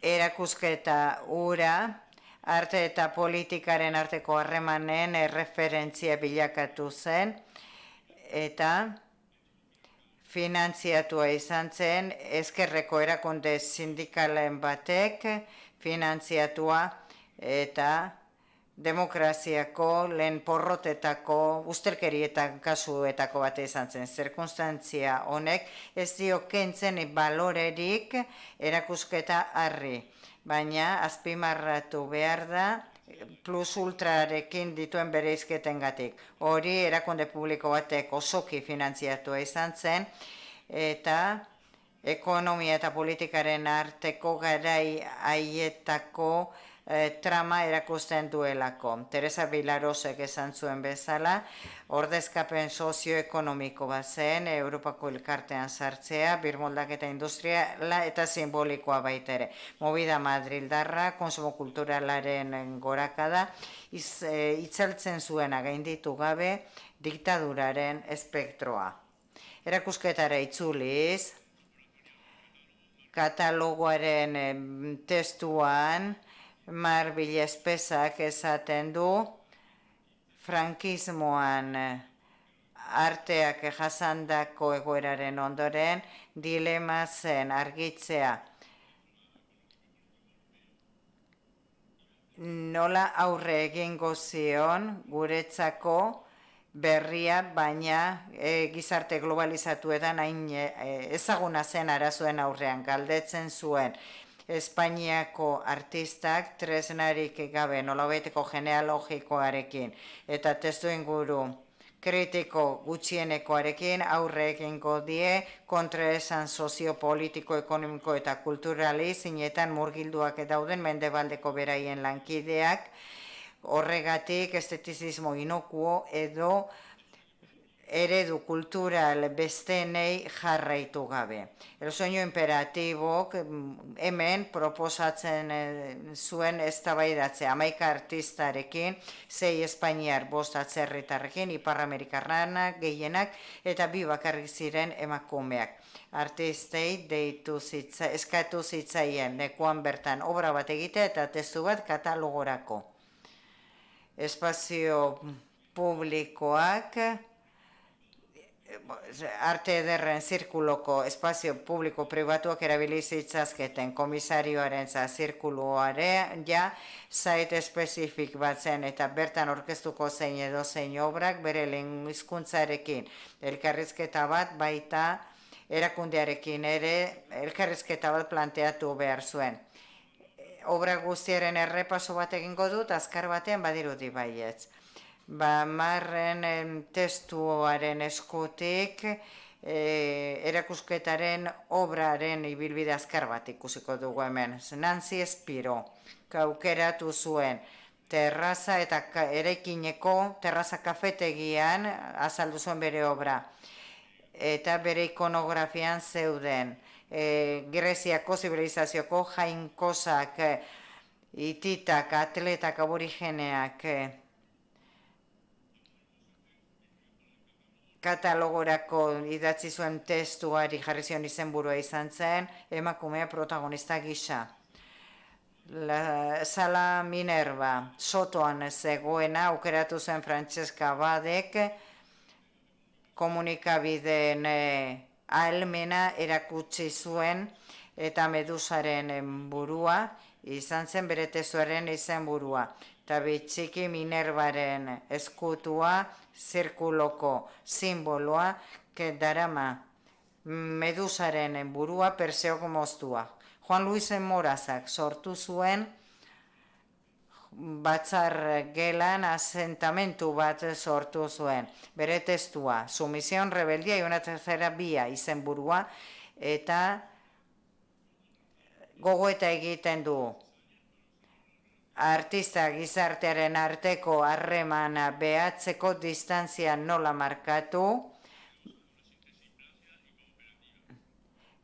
Esaten du batez ere ikusten duela osagai beharrezkoak ezagutza deitzen dugun konbulsio horretarako.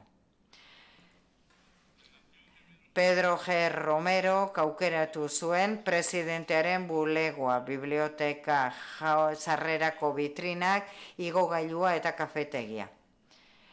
Quinta kolumna deitu zion bere idatziari, non esan zuen, aldago artista soziala edo deitura horre bakarrik balio du predikadoreak eskutatzeko, agian artista guztiak aldira sozialak, edo salbuespen bezalaskoa jasotzen dutenak bazterrean daude goian, gizarteren goitik alazpitik.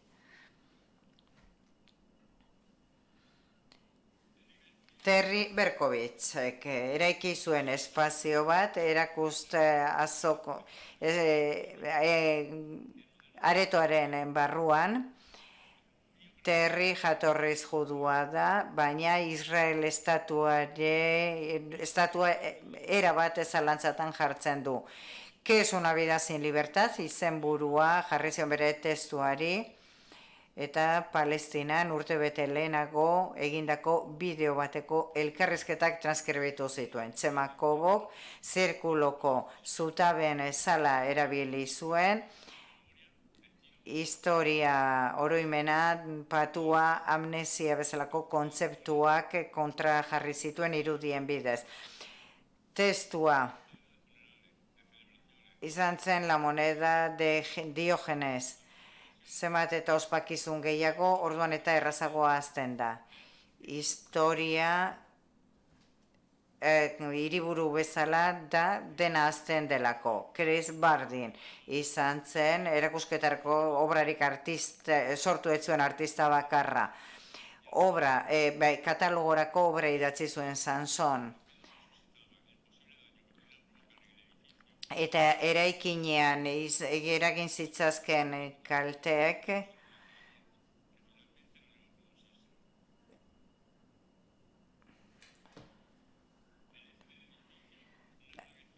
eraikinaren ardatza, eskalera imperial bat, izan zen Kevin Carterren proposamenerako eskenatokia.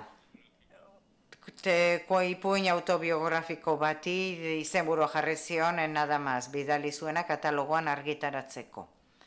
Eskaileretan baita, baina bere azpian, Tomas Lawsonek eskultura bat erortzen utzi zuen, lurrean ondoratzen zena, egal bat bakarrik erakusten zuena, 1887an Ricardo Belberrek Angel Kai aingeru erorirako eraikitakoa, Erretiroko parkean kokatua dagoena. Visiones Angélicas izan zen bere testuaren izenburua, zeinetan kontatzen duen monumentuaren ikuspegia eta bere esanaia deszifratzeko interesak eraman zuen paradisu galduaren berre erakurketara, eta esaten du hitzez hitz aipatzen du pasarte bat. Rogelio López Cuencak erakusketa kalera atera zuen, kartel batzuk 82ko ospakizunak jasotzen zituen eta bere testuaren izenburua zen Zule Pabe eta aipamen hau dago. Gaur egun ez dago hizkuntzan inolako tokirik ideologia burgesatik kanpo dagoenik. Erantzun posible bakarra ez da ez enfrentamentua, ez zuntxiketa, lapurketa baizik. Kulturaren, zientziaren, literaturaren zatiak, testuak ezatikatzea. Eta zati horiek formula elkarrezin bezala banatzea. Christoph Bodiskok Madrilgo Victoriaren arku gainean jarri zuen, 1950-56 bitartean eraikia kolpea jo zutenen garaipena ospetzeko. Eta bere hasierako proiektua aldatu egin zuen. Irudian ikusten duguna egokiagoa ikusi zuen eta Estatu Batuen kanpaina aipatzen zuen, behartu zuena Kubaitik erretiratzera. Bere testua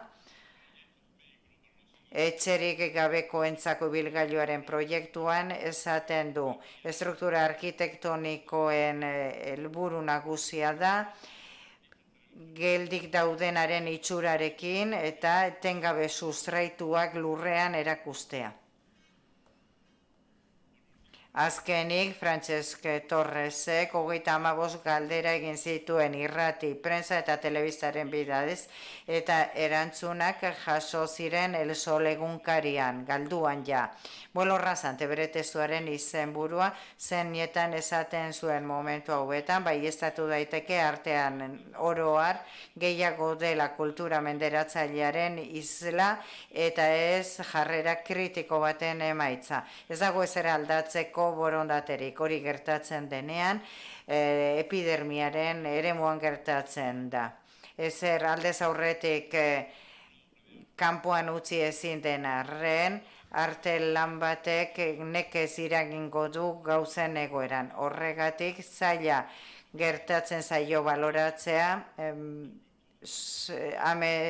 sueño imperatibo zenolako ondorioa izan zuen, naiz eta arrakasta eta aitortza bai izan zuen, bai eztatu dezakegu. Bere kontraesan eta ingenuitatekin, El sueño imperatibo galdera batzu sartu zituen naiz eta erantzunik gabe geratu, esena mugitu zuten. Nondik pentsatu behar dugu artearen papera politikoki, zeinekin egingo litzateke eta ze helbururekin. Nola identifikatu arte publiko edo politikoaren ezaugarriak, baita ere beren kontrakoek zer nolako diskursoak dauzkaten. Salbatu aldaitezke askotan praktika politiko eta estetikoen artean gertatzen diren harreman eta auziak, salbatu aldaitezke, konfrontazio horri aurre nola egin,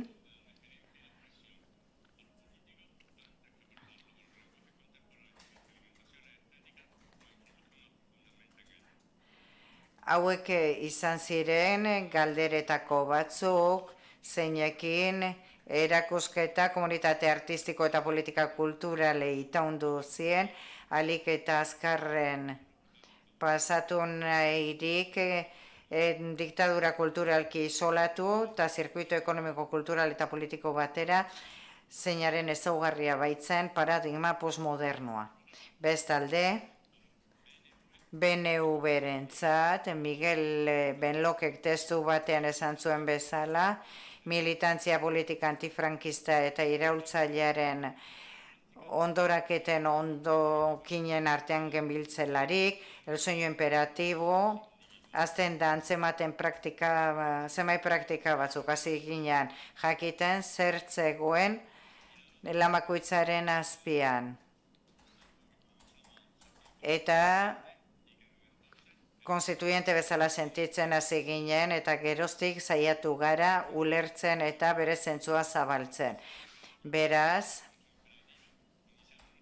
gure bigarren proiektuari horrela ekiten diogu, Plus Ultra deituari. 1981ko martxoan, Expo 82 Andaluziako pabelloiak,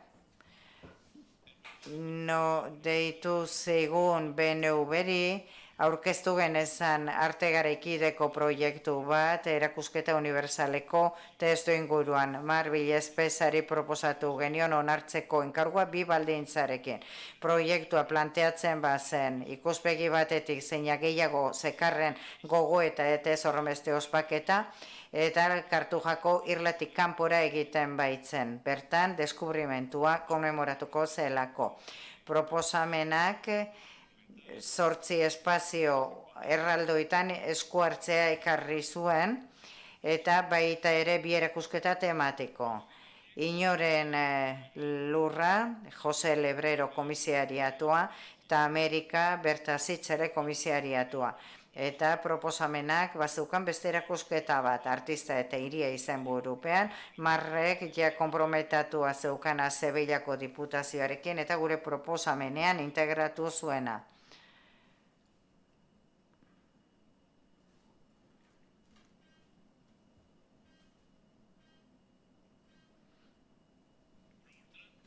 Plus Ultra osorik Andaluziako pabilloiak finantziatu zuen, juntako presidentziako helburutzaren menpe. Alegi erakunde publiko batek antolatu eta finantziatu izan zen momentu batuan, zeinetan kritika instituzionala desplazatzen hasten den, ez bakarrik denbora historikoan, baizik baita ere, zuzentzen duten eta praktikatzen duten sujetuen baitan. Kritika instituzionala 60 eta 70 urteetan artista batzuek egina eta erakunde artistikoen kontra zuzentua izan zenik, gero administrari estetikoak hasi ziren zuzendariak, museko zuzendariak, kuradoreak, eta abar, ja etzen posible izango mugimendu bat erakundearen kanpo eta barruaren artean. Seikek esaten jarraitzen duen bezala estruktura instituzionalak erabat barneratuak zeudelako. Andrea Fraserrentzat geu instituzioak garen puntura arte.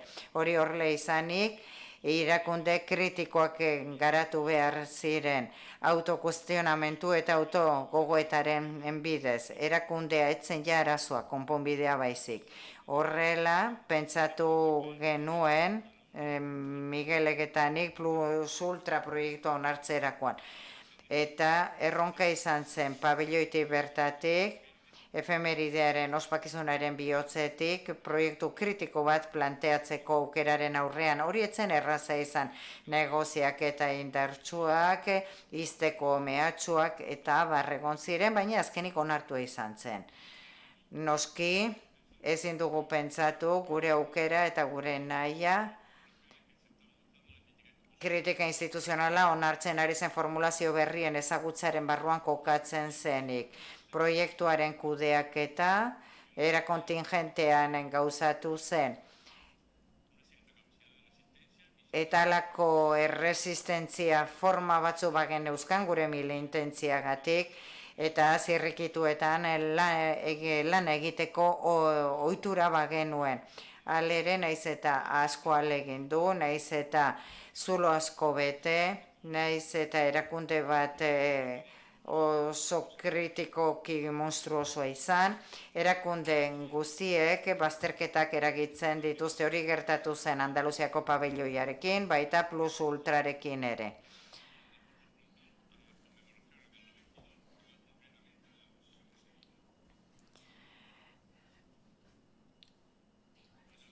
deigarriena eta azpimarratu nahi dudana da, bazterketa horiek edo proiekturik ezak ez ziren gure ezinezkoaren kontzientziatik izan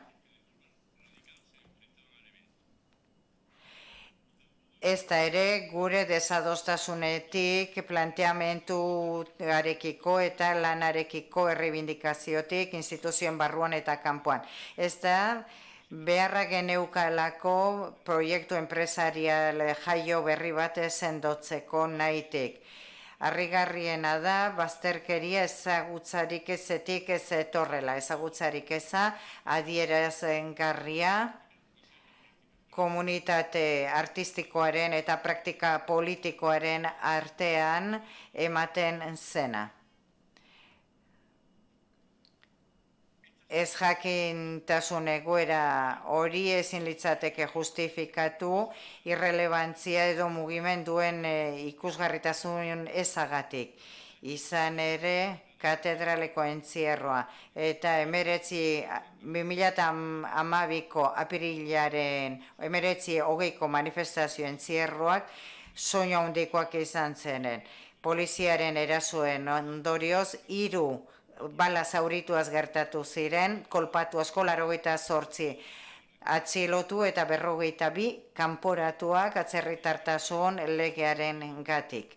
Gertakizun horietako batean Espoaren inaugurazio egunean gertatu ziren eta poliziak egurra ematen zuen bitartean eta Espora zijoaztenak poliziak txalotzen zituzten arte, ibaiaren beste aldean estatuko komunitate artistiko asko zeuden ikusten Pasajes Actualidad del Arte Español erakusketeko obrak,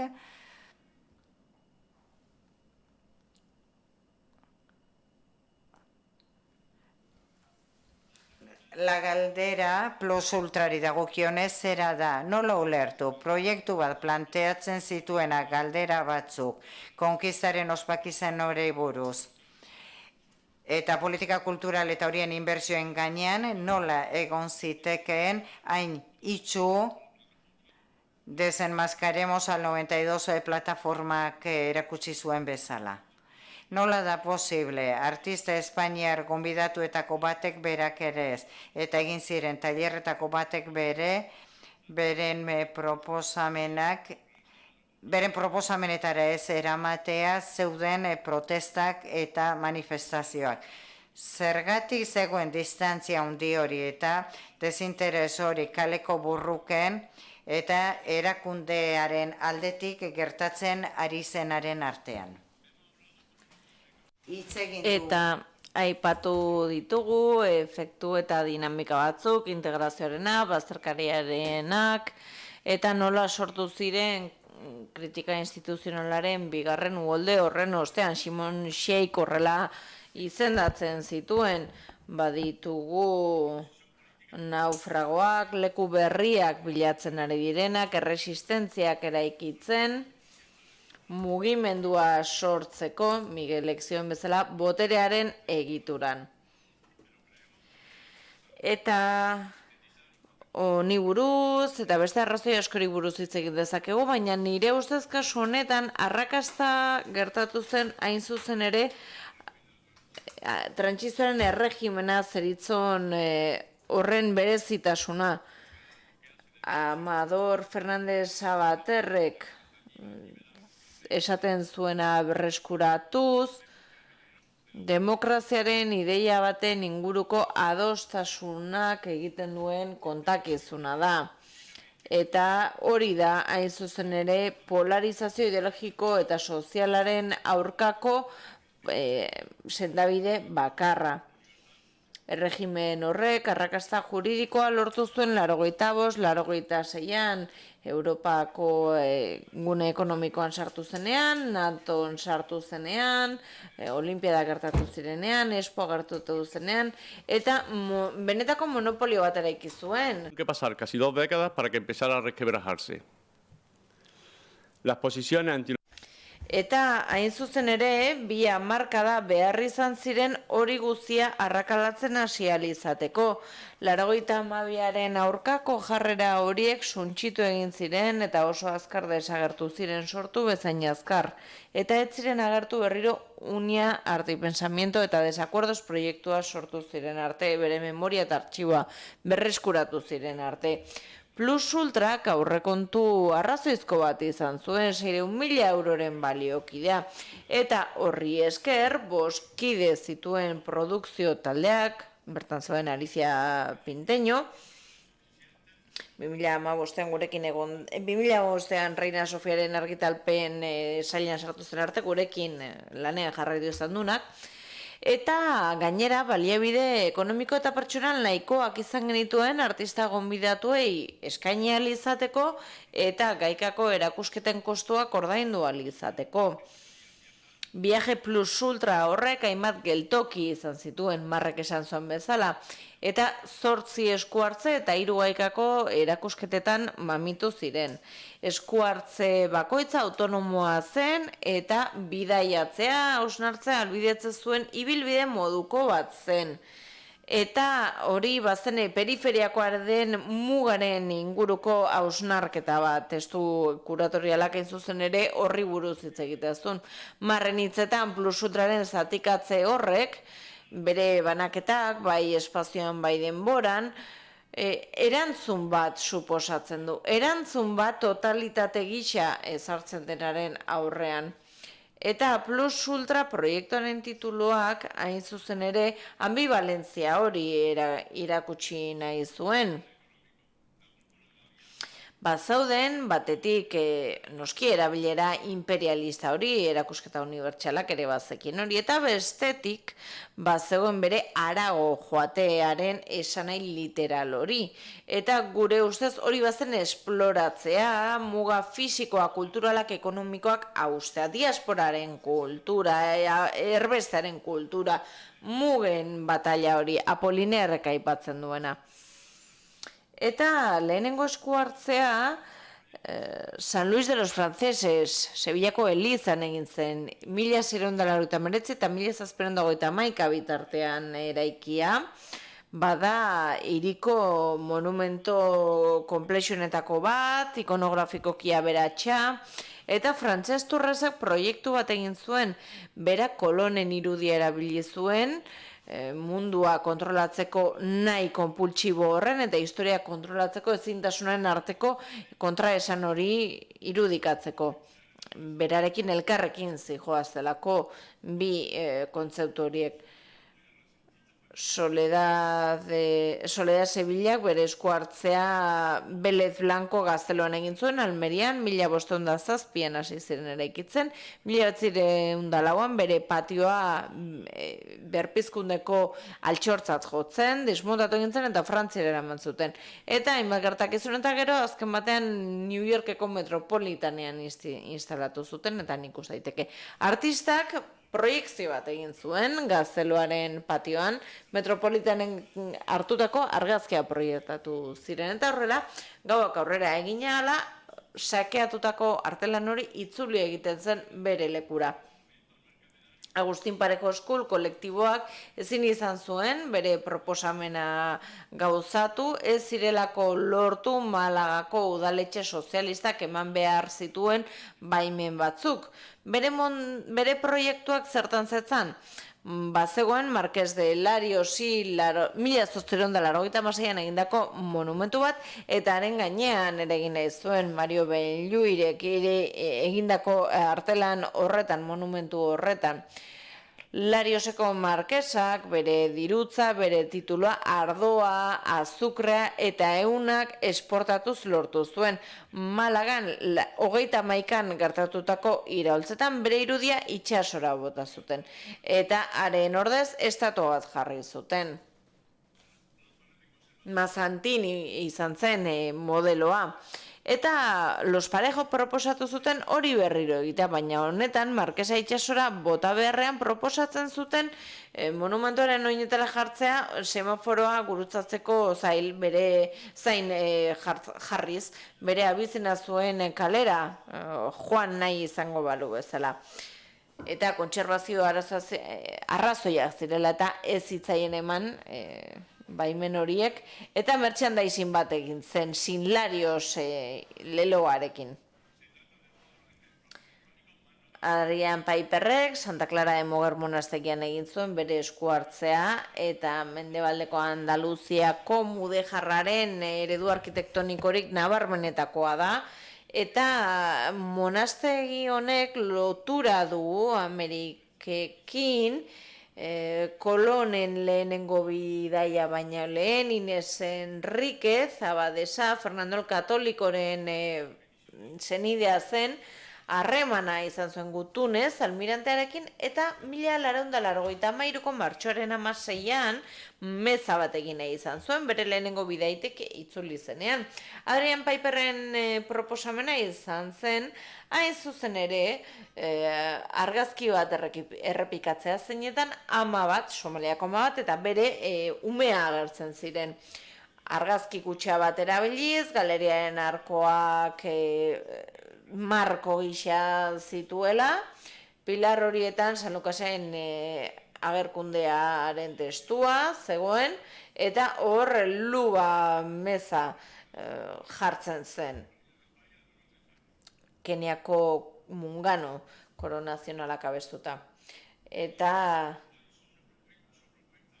Denis Adamsek beste proposamen bat egin zuen, Una vez izenekoa, Mercado de Úbeda plazan, lehen generalisimoarena zen plaza horretan, Jaenen, eta onzeren kiosko bat jarri zuen, kupoia saltzen zituen, eta kioskoan bi argazkian dezauden.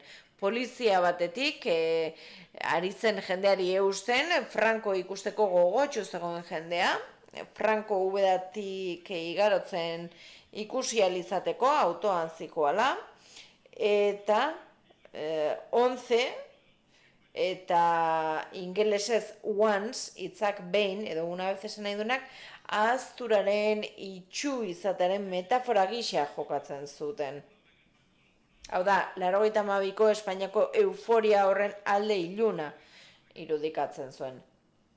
James Lee Bajork esfera dorada jarri zuen Granadako Palacio de los Córdoban, eta Jauregi urak bazuen portada errenazentista,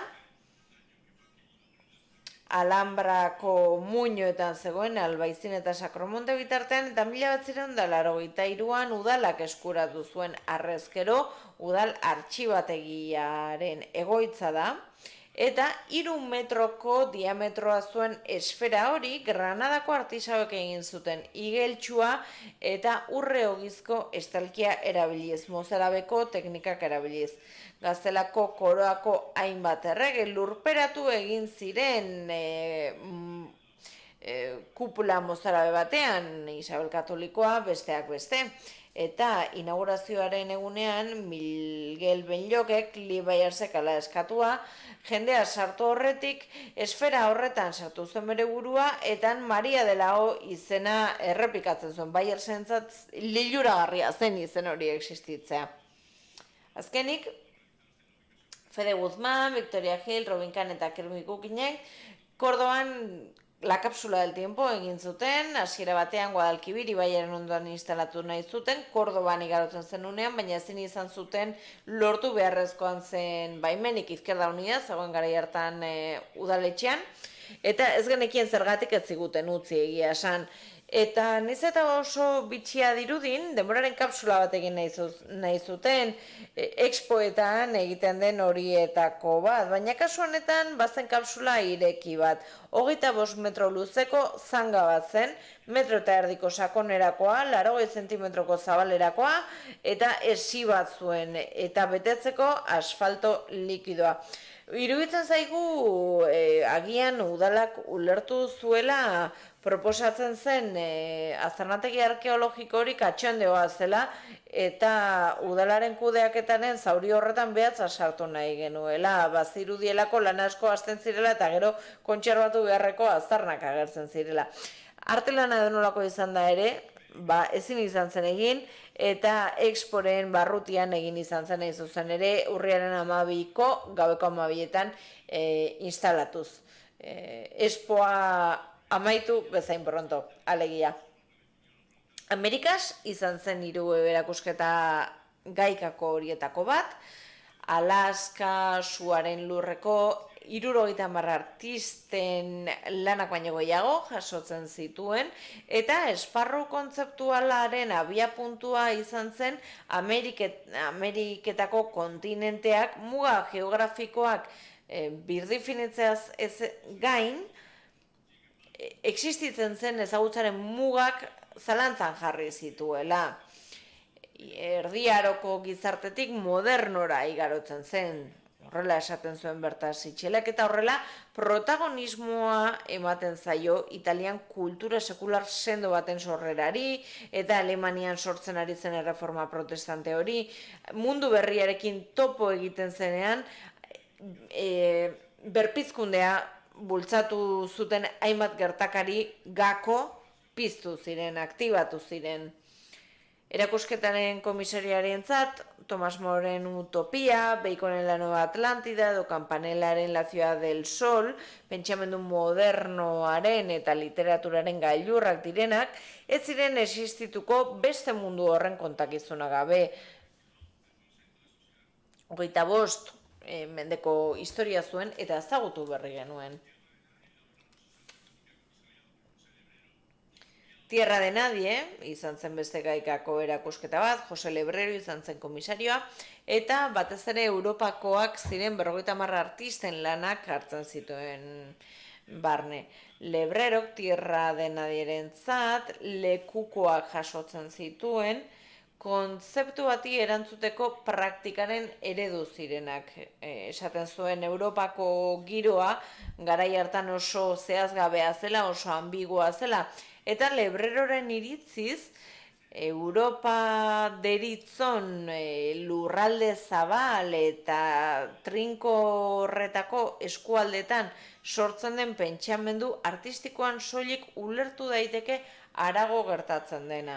Horregatik sartu ziren ere Onkawara, James LeBayers eta Nanjun Pike bezalako artistak. Erakusketa Granadako Hospital Realen aurkeztu zen eta Lebrerok dio ezin dela egon ipar bakar bat Europako artean, 20. mendean zer behin eta berriz desmuntatu irelako haren puntu kardinalak topaketa zoriontsuak sortuz eta talka gordinak sortuz. Eta are gutxiago egin dezakegu hori gaur. Desberdintasun ekonomikoak eta informazioaren trukeen azkartasunak modu izugarri bizian hibridatuko dituztenean kontinenteko hizkuntzak, arrazak, erritorak eta mitoak. Azkenik, El artista y la ciudad, artisten lanak aurkezteko beste proiektu bat izan zen, bertakoak batez ere, Andaluzian lan egiten zutenak, Muntades eta Estrogenbak izan ezik. Ia 30 urte igaro dira, 3 erakusketa horiek egin genituenetik, eta horiei buruz ari naizela konturatzen ez gauza asko aldatu direla. Batzuetan gauzak modu jarrai eta frenetikoan aldeitu dira, baina konturatzen naiz mugimendu guztia baliagarria izan dela batez ere leku berean geratu ahal izateko. Esan genezake Plus Ultra eta El Sueño Imperatibo gertatu ziren bisaiakera horik funtsezkoak izan zirela eta horiek inauguratu zutela gure lan egiteko modua. Batetik, ulertzea politika kultural progresisten erronka ez dela inbeste eduki politikoa duen programazioak egitea, baizik eta behartzea, bortxatzea egitura instituzional horiek eta artearen lanaren jerarkiak, funtzioak, proiektu programa eta ekintzak modu politiko batean egin ahal izan ditzagun. Eta bestalde, enkargu politikoari edo erakundetako politiken presen aurrean aukeratzen dena, horri erantzutea baldin bada, nahiz eta enkarguarekin ados egon, beti desbiderazio batekin egin beharko litzateke. Insubordinazioak soilik saiesten dolako diskurtso politikoaren bikoizketa eta mezuaren literaltasuna. Horrek soilik ahalbidetzen du harreman praktiko bat artearen eta politikaren artean. Mila esker.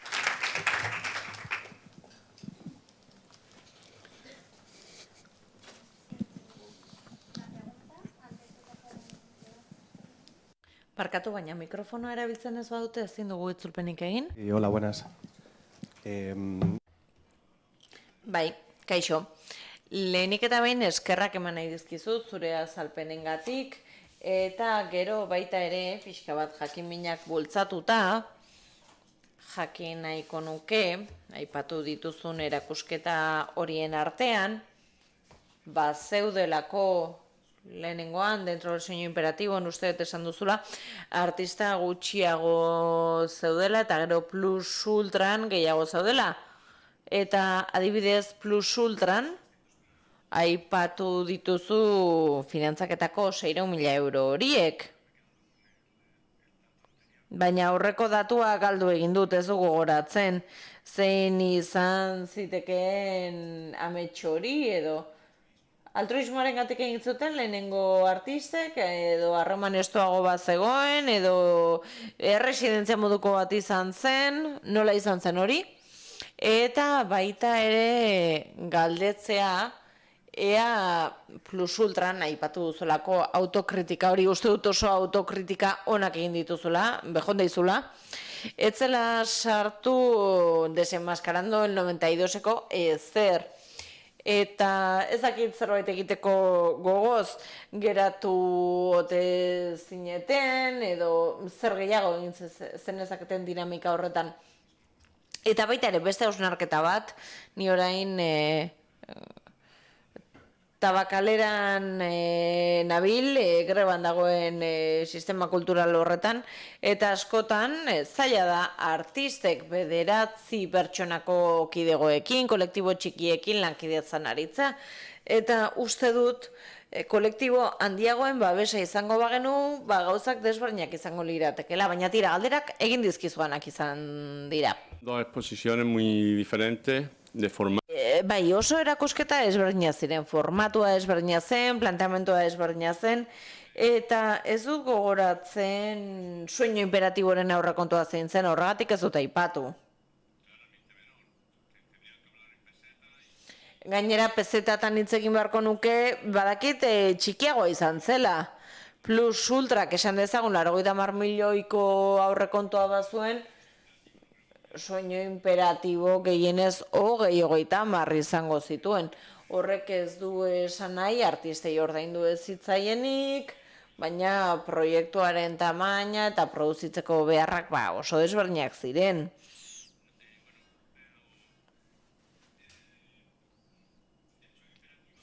El sueño imperatibok ez zuen esparru gatazkatsu bat, abia puntu gisa, aurkezteko orduan guztiz kontrakoa. Ezkerreko sindikatu bat hortzegoen, Madrilgo Zirkulo de Bellas Artesen aurkezten zen, hau da prestigioa zuen leku batean. Beraz ez zion zerri aurre egin behar, oso harrera ona zuen, arazo bakarrak ziren, Zirkulo de Bellas Artesek erakundea bera jarritako oztopoak, baina hori beste kontua da. Plus ultra sortu zenean, testuingurua polemikoa zen, argi eta garbi, Andaluziako pabilloia, eta noski gu saiatu ginen hori saiesten. Eta nola egin genuen, esango nuen tira, hortik aterako gara, barruti horretik aterako gara, erakusketa unibertsialetik aterako gara, ez du egingo erakusketarik hor Irlan, eta obra hori monumentu batzuen bitartez, planteatzen dugu, esan dugu moduan, ez da? Noski, nik hemen kontatzen dudana, da zerbait gaur egun gerta ezin zitekeena. Kalean gertatu zen mugimendu horrek, batez ere mugimendu autonomoak, anarkistak eta barri izan zituen eskutik. Eta benetan hori izan zen sekulakoa, nola erreprimitu zen. Ez zen hain ikusgarria izan bere garrantzia, baizik eta errepresio maila. Eta errepresio hain gogor horren aurrean, guk ez da hori guztia integratu genuela, edo ez, hori etzen egon gure eztabaida gaietan. Artisteak bere tailerra eduki zuten, 10 egunekoak, Andaluziako artista bakarrak ere ez zuen planteatu hori gertatu zenik. Beraz, uste dut hori interesgarria dela ere monopolioaren eta zentzumenaren gaiarekin lotuta. Hau azaltzeko ezinbestean aipatu behar dugu trantsizioaren garaipen edo arrakasta hori, ezarpen arrakastatsu hori inposatu egiten dela, eta erabateko hegemonia baten konkista gertatzen da. Maila guztietan gertatzen dena, baita maila kritikoenetan ere.